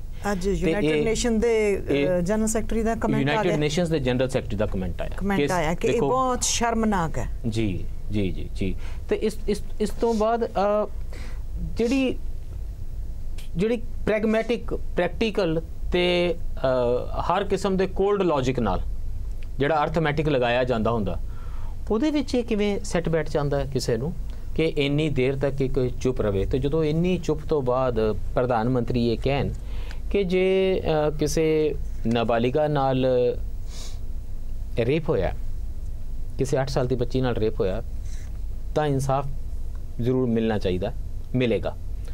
ਦ prime minister is saying something ਜਿਹੜੀ ਉਮੀਦ ਮੈਂ SHO ਤੋਂ ਰੱਖਦਾ, ਤੇ ਜੇ ਪ੍ਰਾਈਮ ਮਿਨਿਸਟਰ ਨੂੰ ਇਹ ਕਹਿਣਾ ਪੈ ਰਿਹਾ ਤਾਂ ਇਹ ਸਿਸਟਮ ਦੀ ਬ੍ਰੇਕਡਾਊਨ ਦਾ ਸਬੂਤ ਹੈ ਕਿ PM ਨੂੰ ਇਹ ਕਹਿਣਾ ਪਵੇ। ਤੇ ਜਿਹੜਾ ਨੈਚੁਰਲ ਰਿਐਕਸ਼ਨ ਹੈ, ਇਨਸਟਿੰਕਟਿਵ, ਜਿਹੜਾ ਆਪਣੇ ਆਪ ਅੰਦਰੋਂ ਆਵੇ, ਉਹ ਪਹਿਲਾਂ ਲੰਬਾ ਸਮਾਂ ਚੁੱਪ ਦਾ ਕਿਉਂ ਰਹਿੰਦਾ? ਤੇ ਤੁਸੀਂ ਬੋਲਦੇ ਉਦੋਂ ਕਿਉਂ ਨੇ ਜਿਸ ਵੇਲੇ ਬੋਲਣ ਤੋਂ ਬਿਨਾਂ ਕੋਈ ਚਾਰਾ ਨਾ ਬਚੇ? ਸਭ ਤੋਂ ਪਹਿਲਾ ਰਿਐਕਸ਼ਨ ਬੋਲਣ ਦਾ ਹੀ ਕਿਉਂ ਨਹੀਂ ਆਉਂਦਾ? ਮਤਲਬ ਕਈ ਸਾਰੇ ਸਵਾਲ ਨੇ। ਜਿੱਥੇ ਇੱਕ ਪ੍ਰਧਾਨ ਮੰਤਰੀ ਹੋ ਜੇ ਤੇ ਉਹ ਕਵੇ ਜਦੋਂ ਬਰਗਦ ਦਾ ਪੇੜ ਡਿੱਗਦਾ ਹੈ ਤੇ ਇਹ ਜੀ ਘਟਨਾਵਾਂ ਤਾਂ ਵਾਪਰਦੀਆਂ ਨੇ, ਧਰਤੀ ਹਿਲਦੀ ਹੈ। ਜੇ ਕਿਹਾ ਜਾ ਸਕਦਾ ਤੇ ਸੋਚ ਲਈਏ ਸਾਡੀ ਸੰਵੇਦਨਸ਼ੀਲਤਾ ਕਿੱਥੇ ਖੜੀ ਹੈ। ਤੇ ਅੱਜ ਦੇ ਪੂਰੇ ਦੌਰ ਦੇ ਵਿੱਚ ਇਹ ਗੱਲਾਂ ਬਾਹਰ ਕਿਉਂ ਨੇ? ਤੇ ਕੋਈ ਅੱਜ ਦੇ ਦੌਰ ਦੇ ਵਿੱਚ ਉਹ ਸਾਰੇ ਘਟਨਾਵਾਂ ਬਾਹਰ ਕਿਉਂ ਨੇ ਜਿਹੜੀ ਸੰਵੇਦਨਸ਼ੀਲਤਾ ਦੇ ਵਿੱਚ ਇੰਨੀ ਜ਼ਿਆਦਾ ਗਹਿਰੀਆਂ ਨੇ, ਦਰਦਨਾਕ ਇੰਨੀ ਜ਼ਿਆਦਾ ਨੇ, ਉਹ ਬਾਹਰ ਕਿਉਂ ਨੇ? ਇਹ ਵੀ ਇੱਕ ਸਵਾਲ ਬਣਦਾ ਹੈ। ਦੂਜਾ, ਇਸ ਪੂਰੀ ਘਟਨਾ ਦੇ ਵਿੱਚ ਇਹ ਕਿਉਂ ਅਸੀਂ ਭੁੱਲ ਜਾਈਏ ਉਹ ਕਿਸ ਤਰ੍ਹਾਂ ਦੀ ਮਾਨਸਿਕਤਾ ਹੈ, ਕਿਸ ਤਰ੍ਹਾਂ ਦਾ ਸਮਾਜ ਸਿਰਜਿਆ ਹੈ, ਜਿੱਥੇ ਖਬਰ ਆ ਰਹੀ ਹੈ ਕਿ ਉੱਥੇ ਇੱਕ ਬੰਦੇ ਨੂੰ ਬਾਹਰ ਸ਼ਹਿਰ ਤੋਂ ਬੁਲਾ ਲਿਆ ਜਾਂਦਾ ਹੈ ਕਿ ਅਸੀਂ ਇੱਕ ਕੁੜੀ ਨੂੰ, 8 ਸਾਲ ਦੀ ਕੁੜੀ ਨੂੰ ਇੱਥੇ ਬੰਦੀ ਬਣਾ ਕੇ ਰੱਖਿਆ, ਤੂੰ ਵੀ ਆ ਜਾ। ਐਂਡ ਹੀ ਕਮਸ ਮਤਲਬ ਪੇਪਰ ਦੇਣ ਗਿਆ, ਉੱਥੇ ਪੇਪਰ ਦੇਣ ਗਿਆ, ਉਹ ਆ ਜਾਂਦਾ ਹੈ ਤੇ ਉਹ ਵੀ ਆਪਣੀ ਲਿਸਟ ਪੂਰੀ ਕਰਦਾ ਹੈ ਜਿਹਨੂੰ ਲਿਸਟ ਕਿਹਾ ਜਾ ਰਿਹਾ। ਮਤਲਬ ਕਿਹੜੇ ਜਿਹੇ ਸ਼ਬਦ ਤੇ ਕਿਹੜੀ ਜਿਹੀ ਗੱਲਾਂ ਨੇ। ਦੂਜੇ ਪਾਸੇ SPO ਕਹਿ ਰਿਹਾ ਹਲੇ ਰੁਕ ਜਾਓ ਮਾਰਨ ਤੋਂ ਪਹਿਲਾਂ, ਅਸੀਂ ਕਿੱਥੇ ਜਾ ਕੇ ਖੜੇ ਹੋ ਕੇ ਗੱਲ ਕਰ ਰਹੇ ਹਾਂ? ਲੈਟ ਮੀ ਵਨਸ ਮੋਰ ਹਾਂ, ਲੈਟ ਮੀ ਵਨਸ ਮੋਰ, ਮਤਲਬ ਅਸੀਂ ਇੱਥੇ ਜੇ ਖੜੇ ਹਾਂ ਤੇ ਅਸੀਂ ਕਿਹੜੇ ਸੱਤਾ ਦੀ ਗੱਲ ਕਰ ਰਹੇ ਹਾਂ, ਕਿਹਦੀ ਚੁੱਪੇ ਦੀ ਗੱਲ ਕਰ ਰਹੇ ਹਾਂ, ਕਿਹਦੇ ਬੋਲਣ ਦੀ ਗੱਲ ਕਰ ਰਹੇ ਹਾਂ? ਸਾਡੀ ਜ਼ੁਬਾਨ ਬੰਦ ਹੋ ਜਾਣੀ ਚਾਹੀਦੀ ਸੀ। It's enough. ਮੇਰੀ ਚਿੰਤਾ ਤਾਂ ਐਸਪੀ ਸਿੰਘ ਹੋਰ ਵੀ ਹੈ। ਮੈਂ ਲਗਾਤਾਰ ਸੋਸ਼ਲ ਮੀਡੀਆ ਤੇ ਵੇਖ ਰਿਹਾ, ਜਿਵੇਂ ਮੈਂ ਵੇਖ ਰਿਹਾ ਕਿ ਬੀਜੇਪੀ ਦੀ ਸਰਕਾਰ ਹੈ, ਮੋਦੀ ਚੁੱਪ ਹੈ। ਮੋਦੀ ਨੇ ਚੁੱਪ ਰਹਿਣਾ ਹੀ ਹੈ। ਮੋਦੀ ਇਸੇ ਤਰ੍ਹਾਂ ਦੀ ਰਾਜਨੀਤੀ ਨੂੰ ਪ੍ਰਮੋਟ ਕਰਨ ਦਾ ਪ੍ਰੇਰਕ ਹੈ। ਉਹਦੀ ਰਾਜਨੀਤੀ ਹੀ ਹੈ, ਉਹਦੀ ਸਮਝ ਹੈ। ਉਹਨਾਂ ਦੀ ਸਹਿਮਤੀ ਹੈ। ਵਿਪਕਸ਼ 'ਚ ਖੜੇ ਹੋਏ ਲੋਕ, ਉਹਦੇ ਵਿਪਕਸ਼ 'ਚ ਖੜੇ ਹੋਏ ਲੋਕ ਕਿਉਂ ਨਹੀਂ ਲਗਾਤਾਰ ਹੋ ਰਹੀ ਘਟਨਾਵਾਂ ਨੂੰ ਯਾਦ ਕਰਦੇ ਤੇ ਕਿਉਂ ਉਹਨਾਂ ਘਟਨਾਵਾਂ ਦੇ ਜਿਹੜੇ ਵਾਰਿਸ ਨੇ ਉਹਨਾਂ ਨੂੰ ਭੁਲਾ ਦੇਣਾ ਚਾਹੁੰਦੇ ਨੇ? ਇਹ ਨਾ ਭੁੱਲੀਏ ਆਪਾਂ ਕਿ ਜਿਹੜਾ ਉੱਥੇ ਵਕੀਲਾਂ ਦਾ ਪ੍ਰਧਾਨ ਰਿਹਾ, ਉਹ ਕਿਹੜੇ ਲੀਡਰ ਦਾ, ਕਿਹੜੀ ਪਾਰਟੀ ਦੇ ਲੀਡਰ ਦਾ ਚੁਣਾਵੀ ਏਜੰਟ ਵੀ ਰਿਹਾ। ਕੀ ਲੱਗਦਾ ਹੈ? ਤੇ ਉਹ ਪਾਰਟੀ ਦੇ ਲੋਕ ਜਾ ਕੇ ਉਪਵਾਸ ਕਰਦੇ ਨੇ ਤੇ ਅਸੀਂ ਉਹਦੇ ਨਾਲ ਖੜੇ ਹੁੰਦੇ ਜੀ। ਕਪਿਲ ਸਿੱਬਲ ਸਾਰੇ ਸਵਾਲਾਂ ਨੇ ਇੱਕੋ ਸਾਥ ਟਵੀਟ ਕਰ ਰਹੇ ਨੇ ਜੀ। ਕਪਿਲ ਸਿੱਬਲ ਟਵੀਟ ਕਰ ਰਹੇ ਨੇ ਕਿ ਪ੍ਰਾਈਮ ਮਿਨਿਸਟਰ ਲਈ ਇਹ ਵਰਤ ਰੱਖਣ ਦਾ ਸਮਾਂ ਨਹੀਂ। ਜਿਹੜੀ ਵੂਮਨਹੁੱਡ ਹੈ, ਇਸਤਰੀਤਵ ਹੈ, ਕਥੂਆ ਦੇ ਵਿੱਚ ਉਸ ਦਾ ਹਨਨ ਹੋ ਰਿਹਾ, ਉਨਾਓ ਦੇ ਵਿੱਚ ਹਨਨ ਹੋ ਰਿਹਾ ਤੇ ਬੇਟੀ ਬਚਾਓ ਕੋਈ ਨਾਰਾ ਨਹੀਂ ਹੈ। ਮੈਨੂੰ ਇਹ ਸਮਝ ਨਹੀਂ ਆਉਂਦੀ, ਇਹ ਕਪਿਲ ਸਿੱਬਲ ਭੱਜ ਕੇ ਉੱਥੇ ਅਦਾਲਤ ਵਿੱਚ ਜਾ ਕੇ ਉਸ 8 ਸਾਲਾ ਬੱਚੀ ਪੀੜਤਾ ਦੇ ਵਕੀਲ ਦੇ ਨਾਲ ਕਿਉਂ ਨਹੀਂ ਖੜੇ ਹੋ ਗਏ? ਜਿਸ ਔਰਤ ਨੂੰ ਉੱਥੇ ਚਾਰਜਸ਼ੀਟ ਫਾਈਲ ਨਹੀਂ ਸੀ ਕਰਨ ਦਿੱਤੀ ਜਾ ਰਹੀ, ਉਸ ਐਡਵੋਕੇਟ ਨੂੰ, ਦੀਪਿਕਾ ਨੂੰ, ਇਹ ਉਸ ਵੇਲੇ ਮੀਨਾਕਸ਼ੀ ਲੇਖੀ ਇਹ ਕਹਿ ਰਹੇ ਨੇ ਕਿ ਕੋਈ ਫਾਲਸ ਪ੍ਰੋਸੀਕਿਊਸ਼ਨ ਨਹੀਂ ਹੋ ਜਾਣੀ ਚਾਹੀਦੀ ਤੇ ਸੀਬੀਆਈ ਦੀ ਪ੍ਰੋਬ ਦੀ ਡਿਮਾਂਡ ਕਰ ਰਹੇ ਨੇ। ਜੇ ਉਹਨਾਂ ਮੰਤਰੀਆਂ ਤੇ ਉਂਗਲ ਹੈ ਤੇ ਉਹ ਅਸਤੀਫੇ ਦੇ ਰਹੇ ਨੇ ਤਾਂ ਮੀਨਾਕਸ਼ੀ ਲੇਖੀ ਵੀ ਤਾਂ ਉਹੀ ਡਿਮਾਂਡ ਕਰ ਰਹੇ ਨੇ। ਤੇ ਨੈਸ਼ਨਲ ਕਾਨਫਰੰਸ ਜਿਹੜੀ ਉੱਥੋਂ ਦੀ ਮੇਨ ਆਪੋਜੀਸ਼ਨ ਪਾਰਟੀ ਹੈ, ਜਿਹਨੂੰ ਅੱਜ ਕਹਿਣ ਲਈ ਸਾਰਾ ਕੁਝ ਠੀਕ ਪਤਾ ਹੈ, ਉਹ ਉਮਰ ਅਬਦੁੱਲਾ ਤੇ ਭੱਜ ਕੇ ਕੁੜੀ ਦੇ ਘਰ ਨਹੀਂ ਪਹੁੰਚ ਗਏ ਸੀ। ਉਹਨਾਂ ਦੇ ਘਰ ਵਾਲੇ ਤਾਂ ਨਾਲ ਲੱਗ ਕੇ ਕੁੜੀ ਨੂੰ ਨਹੀਂ ਲੱਭ ਰਹੇ ਸਨ ਇੰਨੇ ਦਿਨਾਂ ਤੋਂ। ਉਹ ਤੇ ਅਦਾਲਤ ਵਿੱਚ ਨਹੀਂ ਪਹੁੰਚ ਰਹੇ ਸਨ ਕਿ ਮੈਂ ਪੁਲਿਸ ਸਟੇਸ਼ਨ ਪਹੁੰਚ ਜਾਵਾਂ ਤੇ ਮੈਂ ਇਹ ਚਾਰਜ ਸ਼ੀਟ ਫਾਈਲ ਕਰਾਂ। ਕਿਸ ਨੂੰ ਦਰਦ ਹੋ ਰਿਹਾ ਸੀ? ਕਿਸ ਨੂੰ ਆਪਣੀ ਬੇਟੀ ਲੱਗ ਰਹੀ ਸੀ? ਐਸਪੀ ਇਸ ਘਟਨਾ ਦੇ ਜਦੋਂ ਕੁੜੀ ਗਾਇਬ ਹੋਈ 10 ਜਨਵਰੀ ਤੋਂ ਲੈ ਕੇ 17 ਤਰੀਕ ਨੂੰ ਉਹਦੀ ਡੈਡ ਬੋਡੀ ਮਿਲਦੀ ਹੈ। ਅੱਜ ਅਸੀਂ ਅਪ੍ਰੈਲ ਦੇ ਵਿੱਚ, ਬਿਲਕੁਲ ਜਿਹੜੀ ਉਨਾਓ ਦੀ ਘਟਨਾ ਹੈ, ਉਹ ਘਟਨਾ ਕਿਹੜੇ ਮਹੀਨੇ ਦੀ ਉਹ ਵੀ ਜਰਾ ਦੱਸ ਦਿਓ ਤਾਂ ਕਿ ਅਸੀਂ ਆਪਣੇ ਅੰਦਰ ਵੀ ਝਾਕ ਸਕੀਏ। ਬਿਲਕੁਲ ਸਮੇਂ ਦਾ ਗੈਪ ਦੇਖੋ ਕਿ ਕੇਸ ਸਟੇਜ ਤੇ ਜਾ ਕੇ ਸਾਲ ਭਰ ਹੋਰ ਜਿਹੜੀ ਰੁਲਦੀ ਰਹੀ ਹੈ ਕੇਸ ਸਟੇਜ, ਔਰ ਕਿੰਨੀ ਵਾਰੀ ਉਹਨਾਂ ਨੇ ਬਾਰ-ਬਾਰ ਜਾ ਕੇ, ਜਿਸ ਵੇਲੇ ਉਹਦੇ FIR ਦਰਜ ਹੋ ਗਈ ਉਸ ਵੇਲੇ ਉਹਦੇ ਲਈ ਮੁਸੀਬਤਾਂ ਦਾ ਪਹਾੜ ਖੜਾ ਹੋ ਗਿਆ। ਅਸੀਂ ਟੀਵੀ ਡਿਬੇਟ ਦੇ ਵਿੱਚ ਬੈਠ ਕੇ ਜਾਂ ਮੈਦਾਨ 'ਚ ਖੜੇ ਹੋ ਕੇ ਜੋ ਸਵਾਲ ਕਰ ਰਹੇ ਹਾਂ, ਸਾਨੂੰ ਆਪਣੇ ਆਪ ਨੂੰ ਸਵਾਲ ਕਰਨਾ ਪਏਗਾ ਅਸੀਂ ਉਸ ਦੌਰ 'ਚ ਕਿੱਥੇ ਸੀਗੇ। ਐਸੇ ਕਰਕੇ ਮੈਂ ਜਿਹੜਾ 15 ਸਾਲ 2002 ਦੀ ਰੇਰੇ ਦੀ ਗੱਲ ਕੀਤੀ ਤੇ 15 ਸਾਲ ਜਿਹੜੇ ਚੁੱਪ ਰਹੇ, ਉਹ ਸਾਨੂੰ ਸਵਾਲ ਕਰਨਾ ਪਏਗਾ ਕਿ ਸਾਡੇ ਸਾਹਮਣੇ ਘਟਨਾਵਾਂ ਆ ਰਹੀਆਂ ਨੇ, ਖਬਰਾਂ ਆ ਰਹੀਆਂ ਨੇ। ਤੁਹਾਨੂੰ ਭੁੱਲਣਾ ਨਹੀਂ ਚਾਹੀਦਾ ਕਿਹੜਾ ਦਿਨ ਸੀ ਉਹ ਦੇਸ਼ ਜਿਸ ਦਿਨ ਨੂੰ ਮਨਾ ਰਿਹਾ ਸੀ ਤੇ ਚੰਡੀਗੜ੍ਹ ਦੇ ਪਾਰਕ ਦੇ ਵਿੱਚ ਘਟਨਾ ਹੋਈ ਤੇ ਚਰਚਾ ਤੱਕ ਨਹੀਂ ਹੋਈ ਦੇਸ਼ ਸ਼ਹਿਰ ਦੇ ਵਿੱਚ, ਅਸੀਂ ਬੋਲੇ ਤੱਕ ਨਹੀਂ। ਭਾਰਤ ਬਚਾਓ ਰੱਥ ਯਾਤਰਾ ਨਿਕਲ ਰਹੀ ਸੀ ਤੇ ਹਿੰਦੂ ਏਕਤਾ ਮੰਚ ਇਹ ਮੇਰੇ ਦੇਸ਼ ਦਾ ਨਾਮ ਇਹਨਾਂ ਕੰਮਾਂ ਲਈ ਵਰਤਿਆ ਜਾਂਦਾ। ਭਾਰਤ ਬਚਾਓ ਰੱਥ ਯਾਤਰਾ। ਸਵਾਲ ਦੇ ਮੈਂ ਕਪਿਲ ਸਿੱਬਲ ਵਾਲੇ ਮਾਮਲੇ 'ਚ ਐਸਪੀ ਸਿੰਘ ਜੀ, ਮੈਂ ਕਪਿਲ ਸਿੱਬਲ ਵਾਲੇ ਜਿੱਥੇ ਵਿਮਨਹੁੱਡ ਦੀ ਗੱਲ ਹੋ ਰਹੀ ਹੈ ਜਾਂ ਮੀਨਾਕਸ਼ੀ ਲੇਖੀ ਜੋ ਵੀ ਸਵਾਲ ਕਰ ਰਹੇ, ਮੇਰਾ ਸਵਾਲ ਇੱਕ ਸਾਰਿਆਂ ਨੂੰ ਹੈ ਕਿ ਮਰਦ ਦੀ ਮਰਦਾਨਗੀ ਤੇ ਸਵਾਲ ਕੋਈ ਨਹੀਂ ਹੈ ਇੱਕ ਬੱਚੀ ਨਾਲ ਰੇਪ ਹੋਣਾ? ਵਾਟ ਅਬਾਊਟ ਦੈਟ ਉਸ ਬੱਚੀ ਦੇ ਫਾਦਰ ਦੀ, ਉਹਦੇ ਭਰਾਵਾਂ ਦੀ, ਜਾਂ ਸਾਡੀ, ਜਾਂ ਤੁਸੀਂ ਤਿੰਨ ਸਵਾਲ ਨਾ ਪੁੱਛਣ ਦੇ ਵਿੱਚ ਸ਼ਮੂਲੀਅਤ ਹੈ ਸਾਡੀ। ਇਹ ਸਵਾਲ ਨਾ ਖੜੇ ਕਰਨ ਦੇ ਵਿੱਚ ਸ਼ਮੂਲੀਅਤ ਹੈ। ਮਰਦ ਦੀ ਮਰਦਾਨਗੀ ਤੇ ਕੋਈ ਸਵਾਲ ਨਹੀਂ ਖੜਾ ਹੁੰਦਾ ਕਿ ਤੁਸੀਂ ਏਡੇ ਵੱਡੇ ਜ਼ੋਰਾਵਰ, ਤੁਸੀਂ ਇੰਨੇ ਸਮਰੱਥ ਤੇ ਤੁਹਾਡੀ ਹਾਜ਼ਰੀ 'ਚ ਸਾਰਾ ਕੁਝ ਹੋ ਰਿਹਾ ਹੈ। ਇਹ ਇਕੱਲੇ ਵਿਮਨਹੁੱਡ ਦੀ ਗੱਲ ਨਹੀਂ ਹੈ, ਇਹ ਪੂਰੀ ਮਨੁੱਖਤਾ ਦੀ ਗੱਲ ਹੈ। ਤੇ ਇਹ ਮੇਰਾ ਖਿਆਲ ਹੈ ਵੈਲਿਊਜ਼ ਬਦਲਣ ਦੀ ਗੱਲ ਹੈ। ਸਾਨੂੰ ਮਾਨਤਾਵਾਂ ਤੋੜ ਕੇ ਨਵੀਆਂ ਮਾਨਤਾਵਾਂ ਆਪਣੇ ਪੁੱਤਰਾਂ ਨੂੰ, ਸਾਨੂੰ ਪੁਰਸ਼ਾਂ ਨੂੰ ਦੱਸਣਾ ਪਊਗਾ ਕਿ ਮਰਦਾਨਗੀ ਇਹ ਨਹੀਂ ਕਿ you can rape a woman, you can rape a girl. ਤੁਸੀਂ ਉਸ ਤੋਂ ਬਾਅਦ ਜੋ ਕੁਝ ਹੋ ਰਿਹਾ ਹੈ ਦਵਿੰਦਰ, ਮੈਂ ਬਾਰ-ਬਾਰ ਤਾਂ ਕਰਕੇ ਕਹਿ ਰਿਹਾ ਕਿ ਉਸ ਤੋਂ ਬਾਅਦ ਜੋ ਕੁਝ ਹੋ ਰਿਹਾ, ਤੁਸੀਂ ਦੇਖੋ CBI ਨੇ ਬਿਆਨ ਲੈਣੇ ਨੇ ਜੀ ਉਸ ਨਾਬਾਲਿਗਾ ਦੇ, ਜਿਸ ਨਾਲ ਇੰਨਾ ਕੁਝ ਹੋ ਚੁੱਕਿਆ ਹੋਵੇ। ਅਰਜੁਨ ਜੀ ਤੁਸੀਂ ਤਾਂ ਸਿਵਲ ਲਿਬਰਟੀਜ਼ ਦੇ ਡੋਮੇਨ 'ਚ ਕੰਮ ਕਰਦੇ ਹੋ, ਤੇ ਫਿਰ ਉਹਦਾ ਬਿਆਨ ਕਿਵੇਂ ਲਿਆ ਜਾਵੇਗਾ ਕਿ ਉਹਨੂੰ ਚੁੱਕ ਕੇ CBI ਹੈੱਡਕੁਆਟਰ ਲੈ ਜਾਇਆ ਜਾਵੇਗਾ, ਉਹਨੂੰ DGP ਦੇ ਦਫ਼ਤਰ, ADGP ਦੇ दफ्तर ले जाया जाएगा? कानून बड़ा क्लियर है कि किसी भी औरत का अगर बयान लेना होता है तो आईओ को उसके घर जाना होता है। ये कानून है बड़ा। ये जिस वेले देखो मैं अर्जुन जी ਤਾਂ ਪੁੱਛ ਰਿਹਾ, ਜਦੋਂ ਸਾਰਾ ਦੇਸ਼ ਦੇਖ ਰਿਹਾ, TV ਦੇ ਕੈਮਰੇ ਉਸ ਲੜਕੀ ਦੇ ਘਰ ਦੇ ਬਾਹਰ ਨੇ ਤੇ ADGP ਲਖਨਊ ਦੇ ਦਫ਼ਤਰ ਦੇ ਬਾਹਰ ਖੜੇ ਨੇ, ਤਾਂ ਉਸ ਨੂੰ SIT ਬਣਾਈ ਜਾਂਦੀ ਹੈ। She is made to appear before the ADGP ਕਿ ਜੀ ਤੁਹਾਡਾ ਬਿਆਨ ਲੈਣਾ ਹੈ, ਸਰਕਾਰ ਨੇ ਤੁਹਾਡੀ ਗੱਲ ਸੁਣਨ ਦਾ ਫੈਸਲਾ ਕਰ ਲਿਆ ਹੈ, ਇਸ ਕਰਕੇ ਤੁਹਾਨੂੰ ਲੈ ਕੇ ਚਲੋ। ਤੇ ਲੜਕੀ ਇਹ ਕਹਿ ਰਹੀ ਹੈ ਮੈਨੂੰ ਗੈਸ ਸਰਕਾਰੀ ਗੈਸਟ ਹਾਊਸ ਦੇ ਵਿੱਚ ਕੈਦ ਰੱਖਿਆ ਜਾ ਰਿਹਾ, ਮੈਂ ਬਾਹਰ ਨਿਕਲ ਕੇ ਗੱਲ ਕਰਨਾ ਚਾਹਨੀ ਹਾਂ। ਤੇ DM ਸਾਹਿਬ ਨੇ ਕੁੜੀ ਨੂੰ ਸੁਰੱਖਿਆ ਦੇ ਨਾਮ ਦੇ ਉੱਤੇ ਬੰਦ ਕਰਕੇ ਰੱਖਿਆ ਹੋਇਆ ਹੈ, ਜਿੱਥੇ ਉਸ ਦੇ ਬਿਆਨ ਲਏ ਜਾ ਰਹੇ ਨੇ। ਰਾਜੀਵ ਜੀ ਸਰ ਮੈਂ ਤਾਂ ਇਹ ਕਹਿ ਰਿਹਾ ਕਿ ਜਦੋਂ ਅਸੀਂ ਸਭ ਦੇਖ ਰਹੇ ਹਾਂ ਉਦੋਂ ਦੀ ਗੱਲ ਆ ਕਿ ਕੁੜੀ ਦੇ ਘਰੇ ਜਾ ਕੇ ਬਿਆਨ ਲੈਣਾ ਹੈ ਨਾ। ਹਾਂ, ਇੱਕ ਪਾਸੇ ਅਸੀਂ ਕਹਿੰਦੇ ਆ ਜੇ ਕੁੜੀ ਰੇਪ ਕੇਸ ਦੇ ਵਿਕਟਿਮ ਹੈ ਉਹਦਾ ਨਾਂ ਨਹੀਂ ਲੈਣਾ, ਉਹਦੀ ਪਹਿਚਾਣ ਨਹੀਂ ਦੱਸਣੀ। ਕੁਝ ਅਖਬਾਰਾਂ ਨੇ ਦੱਸਿਆ, ਉਹਨਾਂ ਨੋਟਿਸ ਕਰਤਾ ਕੋਰਟ ਨੇ ਨਾ, ਇਹ ਅਸੀਂ ਕਹਿ ਰਹੇ ਹਾਂ। ਫਿਰ ਅਸੀਂ ਕਹਿੰਦੇ ਆ ਜਿੱਥੇ ਉਹਦੇ ਨਾਲ ਕੁਝ ਹੋਇਆ ਹੈ ਪੁਲਿਸ ਉਹਦੇ ਘਰੇ ਜਾਏਗੀ, ਮੀਡੀਆ ਉਹਦੇ ਘਰੇ ਘਰ ਦੇ ਬਾਹਰ ਆਪਦੇ ਉਹ ਵੀ ਵੈਨ ਲਾਏਗਾ। ਤੇ ਅਸੀਂ ਦੱਸ ਨਹੀਂ ਰਹੇ ਉਹਦੇ ਘਰੇ ਵੈਨ ਲਾ ਕੇ ਤੇ ਉਹਦੇ ਘਰੇ ਪੁਲਿਸ ਜਾ ਕੇ। ਸਾਡੇ ਸਮਾਜ ਦੀ ਬਣਾਵਟ ਨੂੰ ਵੇਖੋ ਨਾ, ਜਿਹੜੇ ਜਿਸ ਦੇ ਪਿੰਡਾਂ 'ਚ ਅਸੀਂ ਰਹਿੰਦੇ ਆ ਉਹਦੇ ਘਰ 'ਚ ਕੋਈ ਮਹਿਮਾਨ ਆ ਜਾਏ ਸਾਰੇ ਪਿੰਡ ਨੂੰ ਪਤਾ ਹੁੰਦਾ ਹੈ। ਜੇ ਤੁਸੀਂ TV ਕਰਿਓ ਬਾਹਰ ਲਾ ਦਿਓਗੇ ਤੇ ਪਿੰਡ ਨੂੰ ਪਤਾ ਨਹੀਂ ਲੱਗੇਗਾ, ਸਮਾਜ ਨੂੰ ਪਤਾ ਨਹੀਂ ਲੱਗੇਗਾ। ਸਾਡੇ ਕੋਲ ਮੈਕੈਨਿਜ਼ਮ ਕੀ ਸੋਚੇ ਨੇ? ਤੁਸੀਂ ਪਿੰਡ ਦਾ ਨਾਂ ਦਿੰਦੇ ਹੋ ਤਾਂ ਵੀ ਪਤਾ ਲੱਗ ਜਾਂਦਾ। ਕੋਈ ਸਵਾਲ ਨਹੀਂ ਆਇਆ, ਅਸੀਂ ਮੀਡੀਆ ਨੇ ਨਹੀਂ ਕਿਹਾ ਕਿ ਤੁਸੀਂ ਕੁੜੀ ਨੂੰ CBI ਦੇ ਜ਼ੋਨਲ ਹੈੱਡਕੁਆਟਰ 'ਚ ਕਿਵੇਂ ਲੈ ਜਾ ਰਹੇ ਹੋ ਕੁਐਸਚਨਿੰਗ ਲਈ। ਅਜਿਹਾ ਕੀ ਆ ਉਹਦੇ ਉਸ ਮਹਾਨ ਅਫਸਰ ਦੇ ਕਮਰੇ ਦੇ ਵਿੱਚ ਕਿ ਉੱਥੇ ਜਾ ਕੇ ਉਹ ਕੁੜੀ ਸਾਰਾ ਸੱਚ ਦੱਸੇਗੀ? ਤੇ ਉਹ ਕੁੜੀ ਆਪਣੇ ਘਰ ਦੇ ਵਿੱਚ ਬੈਠ ਕੇ, ਆਪਣੀ ਮਾਂ ਕੋਲ ਬੈਠ ਕੇ, ਆਪਣੇ ਰਿਸ਼ਤੇਦਾਰ ਕੋਲ ਬੈਠ ਕੇ ਕੋਈ ਮਹਿਲਾ ਪੁਲਿਸ ਅਫਸਰ ਨੂੰ ਜਿਸ ਤਰੀਕੇ ਨਾਲ ਆਪਣੀ ਗੱਲ ਕਹਿ ਸਕਦੀ ਹੈ, ਬल्कि SP जी इसका पूरा कानून है, समझ ही नहीं आती कि ये हो की रहा है। नहीं देखिए, ये अगर मामला इतना बड़ा ना बना होता और ये अगर इसमें MLA भाजपा का ना इन्वॉल्व भी होता और कोई और पावरफुल शख्सियत होती, तब भी ऐसे मामलों के अंदर आपको ये देखना पड़ेगा कि क्या हो क्या रहा है। इस ऐसे मामलों के अंदर रोज ऐसे मामले होते हैं, हम रोज ऐसे केस डालते हैं जहां पे रेप विक्टिम्स और बाकी विक्टिम्स के लिए हम कहते हैं CBI जांच की मांग करते हैं, SIT की मांग करते हैं। और ये अरेस्ट की बात करें, यहाँ तो हाईकोर्ट ने अपने आप सुओ मोटो अरेस्ट का ऑर्डर कर दिया, इलाहाबाद हाईकोर्ट ने। यहाँ पंजाब हरियाणा में ਤਾਂ ਉਦੋਂ ਆਰਡਰ ਕੀਤਾ ਜੀ ਜਦੋਂ CBI ਨੇ ਵੀ ਉਹਨੂੰ ਕੇਵਲ ਹਿਰਾਸਤ ਵਿੱਚ ਲਿਆ ਤੇ ਡਿਟੇਨ ਕੀਤਾ। ਪਹਿਲਾਂ ਤਾਂ CBI ਨੂੰ ਦੇਣਾ ਇੱਕ ਮੁਸੀਬਤ है, फिर CBI कहे कि मैं अरेस्ट नहीं कर रहे। और ये पिछले जून का केस है। हमारे पंजाब हरियाणा की ही मैं बात कर लूं तो रोज पिटिशन डलती है कि इसमें CBI इंक्वायरी हो, SIT जांच करे, लोगों को अरेस्ट किया जाए। धरती हमारे पैरों के तले निकल चुकी है, हमें बस पता नहीं था। सर TV में 2016 में एग्जैक्टली दिल्ली की खबर है।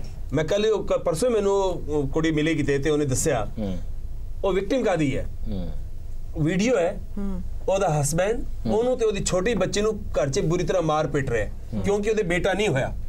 TV ਉਹਨੇ ਵੀਡੀਓ ਜਾਰੀ ਕਰਤਾ, ਮੀਡੀਆ ਕੋਲ ਆ ਗਿਆ, ਪੁਲਿਸ 'ਚ ਕੰਪਲੇਂਟ ਚਲੀ ਗਈ। ਹੁਣ ਉਹਦੇ ਵਾਸਤੇ ਕੇਸ ਭੁਗਤਣਾ ਮੁਸ਼ਕਿਲ ਹੋ ਰਿਹਾ ਹੈ ਕਿਉਂਕਿ ਪਟਿਆਲਾ ਹਾਊਸ ਕੋਰਟ ਦੇ ਵਿੱਚ ਦਿੱਲੀ ਦੇ ਜਦੋਂ ਜਾਂਦੀ ਹੈ ਤੇ 50 ਵਕੀਲ ਖੜੇ ਹੁੰਦੇ ਨੇ, ਉਹ ਜਾ ਨਹੀਂ ਸਕਦੀ, ਕੇਸ ਲੜ ਨਹੀਂ ਸਕਦੀ। मतलब हालत है ना, इस करके जेड़ा समाज दी बुनावट है कि तुसी घरे बयान लैण जाओगे, पिंड नूं पता लगेगा, सब नूं पता लगेगा घटना हुई है, यही सानू मार दिंदा है। ਅਸੀਂ ਅਰਧਨਾਰੀਸ਼ਵਰ ਨਹੀਂ ਪੜਿਆ ਹੈ। ਇਹ ਫਿਰੋਜ਼ਪੁਰ ਦੇ ਸਿਵਲ ਹਸਪਤਾਲ ਫਿਰੋਜ਼ਪੁਰ ਦੇ ਸਿਵਲ ਹਸਪਤਾਲ ਦੇ ਡਾਕਟਰ ਸਾਹਿਬਾਨ ਨੇ ਇਹਨਾਂ ਦੀ ਵੀਡੀਓ ਜਿਹੜੀ ਹੈ, ਕੀ ਸ਼ੁਭ ਨਾਮ ਹੈ ਡਾਕਟਰ ਸਾਹਿਬ ਦਾ, ਇਹਨਾਂ ਦੇ ਨਾਮ ਡਾਕਟਰ ਕੁਸ਼ਲਦੀਪ, ਇਹਨਾਂ ਦੇ ਨਾਮ ਲੈਣ ਤੇ ਤਾਂ ਸ਼ੁਕਰ ਹੈ ਜੇ ਕੋਈ ਕਾਨੂੰਨੀ ਨਹੀਂ ਲੱਗੀ ਬੈਨ ਇਹਦੇ ਤੇ। ਜੋ ਕੁਝ ਔਰਤ ਦੇ ਨਾਲ ਡੀਲ ਕਰ ਰਹੇ ਨੇ ਡਾਕਟਰ ਦੇ ਤੌਰ ਦੇ ਉੱਤੇ ਦੁਨੀਆ ਦੇਖ ਰਹੀ ਹੈ। ਮੈਂ ਸਿਰਫ ਤਾਂ ਹੀ ਇਸੇ ਕਰਕੇ ਪੁੱਛਿਆ ਸੀ ਕਿ ਜਦੋਂ ਸਭ ਦੇਖ ਰਹੇ ਨੇ, जिस वेले सब देख रहे हैं उस तो बाद तुसी पीड़िता नाल किवें डील कर रहे हो, हुण तो सब देख ही रहे हैं ना। उन्नाव के जो उनके पिता जो थे उनकी कल वीडियो रिलीज हुई है, जो डॉक्टर उनको एग्जामिन कर रहे हैं और आप आसपास वहाँ पुलिस का, वहाँ के डॉक्टर का एटीट्यूड देखिए और ये आपको शौक लगता होगा, पर जो लोग न्याय की व्यवस्था में काम करते हैं उनके साथ रोज हमें शौक नहीं लगता क्योंकि रोज ये होता है। गिरफ्तार नहीं किया गया, कितना सौखा है डॉक्टर गिरफ्तार करना। आपदे थां रहंदे ओनु भुगत रहे ने, बिल्कुल नहीं लगदा। नंबर 1 नंबर 2 ਇਹ ਜਿਹੜਾ ਵਿਚਾਰ ਹੈ ਕਿ ਜਦੋਂ ਵੇਖ ਰਹੇ ਨੇ ਉਦੋਂ ਗੜਬੜ ਹੋ ਜਾਂਦੀ ਹੈ। ਮੈਂ ਕਹਿੰਦਾ ਸਵਾਲ ਤਾਂ ਉਸ ਤੋਂ ਪਹਿਲਾਂ ਕਰਨਾ ਪਏਗਾ ਜਦੋਂ ਕੋਈ ਨਹੀਂ ਵੇਖ ਰਿਹਾ ਉਦੋਂ ਕੀ ਹੋ ਰਿਹਾ। ਅੱਛਾ SP ਸਿੰਘ ਜੀ, ਇੱਕ ਗੱਲ ਕਹਿਣਾ ਚਾਹੁੰਦੀ ਹਾਂ ਮੈਂ, ਪਿੰਡ ਅਤੇ ਛੋਟੇ ਸ਼ਹਿਰ ਦੇ ਲੈਵਲ ਤੇ ਆਮ ਗਰੀਬ ਬੰਦੇ ਲਈ ਤੇ ਸਭ ਤੋਂ ਵੱਡੀ ਗੱਲ ਜਿਹੜੀ ਸਭ ਤੋਂ ਹਾਸ਼ੀਏ ਤੇ ਆ ਔਰਤ, ਉਹਦੇ ਲਈ ਇਨਸਾਫ ਬਾਰੇ ਸੋਚਣਾ ਬਹੁਤ ਵੱਡਾ ਬਹੁਤ ਕ੍ਰਾਂਤੀਕਾਰੀ ਗੱਲ ਹੈ। ਸੋਚ ਵੀ ਨਹੀਂ ਸਕਦੀ ਉਹ ਇਨਸਾਫ ਬਾਰੇ। ਬਿਲਕੁਲ ਖਤਮ ਹੈ ਸਮਾਂ ਦਵੀ ਜੀ। ਸਿਰਫ ਇਹਨਾਂ ਦੱਸਣਾ ਚਾਹਨਾ ਤੁਹਾਨੂੰ ਵੀ ਉਹ ਬਕਰਵਾਲ ਔਰਤ ਜਿਹੜੀ ਸੀ ਪੀੜਤਾ ਦੀ ਮਾਂ ਜੀ ਉਹ ਚੱਲ ਪਈ ਹੈ ਕਾਰਗਿਲ ਵੱਲ ਨੂੰ, ਜੰਮੂ ਸ੍ਰੀਨਗਰ ਹਾਈਵੇ ਤੇ ਹੈ, ਕਿਸ਼ਨਪੁਰ ਤੱਕ ਪਹੁੰਚ ਗਈ ਸੀ ਜਦੋਂ ਆਖਰੀ ਖਬਰਾਂ ਕੱਲ ਜੀ। ਸ਼ਨੀਵਾਰ ਦੀ ਰਾਤ ਤੱਕ ਜੀ। ਆਖਰੀ ਖਬਰਾਂ ਸੀ। ਕਾਰਗਿਲ ਜੰਗ ਵੇਲੇ ਇਹਨਾਂ ਨੇ ਮਦਦ ਕੀਤੀਆਂ ਸੀ ਦੇਸ਼ ਦੀ। ਰਸਤੇ ਵਿੱਚ ਮੁਸਲਿਮ ਹੋਟਲ ਵੀ ਆਉਂਦੇ ਨੇ, ਵੈਸ਼ਨੋ ਢਾਬੇ ਵੀ, ਦੇਸ਼ ਇਸੇ ਕਿਸਮ ਨਾਲ ਹੀ ਬਣਿਆ। ਇਹ ਇੰਡੀਅਨ ਐਕਸਪ੍ਰੈਸ ਦੇ ਰਿਪੋਰਟਰ ਨੇ ਨਵੀਦ ਇਕਬਾਲ, ਜੀ ਇਹ ਉਹਨਾਂ ਨੂੰ ਮਿਲੇ ਨੇ, ਇਹਨਾਂ ਨੇ ਗੱਲ ਕੀਤੀ ਹੈ। ਪੱਤਰਕਾਰ ਨੂੰ ਉਹ ਦੱਸ ਰਹੀ ਸੀ ਵੀ ਕੱਪੜੇ ਤੇ ਬੇਟੀ ਦੀਆਂ ਹੋਰ ਵਸਤਾਂ ਉਹਨੇ ਵੰਡ ਦਿੱਤੀਆਂ ਨੇ। ਯਾਦਾਂ ਤੰਗ ਕਰਦੀਆਂ ਹੋਣਗੀਆਂ, ਕਰਦੀਆਂ ਨੇ। ਕੁਝ ਥੋੜ੍ਹੀਆਂ ਬਹੁਤ ਚੀਜ਼ਾਂ ਜਿਹੜੀਆਂ ਉਹ ਨਹੀਂ ਸੁੱਟ ਸਕੀ ਉਹ ਸੰਦੂਕ ਵਿੱਚ ਬੰਦ ਕਰਕੇ ਕਥੂਏ ਛੱਡ ਆਈ ਹੈ। ਤੇ ਬਸ ਇੱਕੋ ਡਰ ਹੈ, ਉਹ ਕਹਿੰਦੀ ਹੈ ਕਿ ਧਮਕੀਆਂ ਮਿਲ ਰਹੀਆਂ ਨੇ ਉਹਨੂੰ ਕਿ ਤੁਹਾਡੇ ਘਰ ਢਾ ਦਿੱਤੇ ਜਾਣਗੇ, ਜਦੋਂ ਵਾਪਸ ਆਓਗੇ ਤੇ ਕੁਝ ਵੀ ਨਹੀਂ ਮਿਲੇਗਾ। ਤੇ ਡਰਦੀ ਪੁੱਛ ਰਹੀ ਹੈ ਨਵੀਦ ਇਕਬਾਲ ਰਿਪੋਰਟਰ ਨੂੰ, ਡਰਦੀ ਪੁੱਛ ਰਹੀ ਹੈ ਕਿ ਉੱਥੇ ਬੇਟੀ ਦੀ ਕਬਰ ਹੈ, ਉਹਨੂੰ ਤਾਂ ਨਹੀਂ ਪੁੱਟ ਦੇਣਗੇ। ਮੈਂ ਨਵੀਦ ਨੂੰ ਜਾਣਦਾ ਨਹੀਂ ਤਾਂ ਮੈਨੂੰ ਤੌਖ ਲੈ ਕੇ ਤੇ ਹੌਸਲਾ ਨਾ ਦੇ ਆਇਆ ਹੋਵੇ।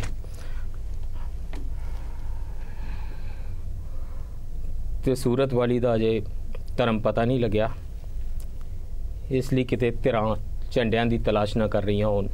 ਤੇ ਤੁਸੀਂ ਅਸੀਂ ਜਿਹੜੇ ਮਾਤਮ ਵਿੱਚ ਆ, ਗੁੱਸੇ ਵਿੱਚ ਵੀ ਆ, ਰੋਸ ਵੀ ਕਰ ਰਹੇ ਹਾਂ, ਸੰਗਠਿਤ ਹੋਣ ਬਾਰੇ ਵੀ ਸੋਚਦੇ ਹਾਂ, ਇਹਨਾਂ ਸਾਰਿਆਂ ਤੇ ਪ੍ਰਸ਼ਨ ਵੀ ਚੁਣਦੇ ਹਾਂ।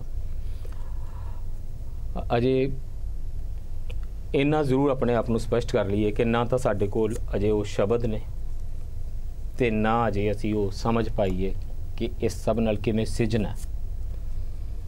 ਇਸ ਕਰਕੇ ਜਿਹੜਾ ਰੋਸ ਕਰ ਰਹੇ ਹਾਂ ਤੇ ਜਿਹੜੇ ਸ਼ਬਦ ਪ੍ਰਯੋਗ ਕਰ ਰਹੇ ਹਾਂ, ਇਹਨਾਂ ਨਾਲ ਹੀ ਆਪਣੇ ਆਪ ਨੂੰ ਕਿਤੇ ਸੁਰਖਰੂ ਨਾ ਸਮਝ ਬੈਠਣਾ। ਅੱਜ ਲਈ ਇੰਨਾ ਹੀ। ਧੰਨਵਾਦ ਤੇਰਾ ਬਰਕ।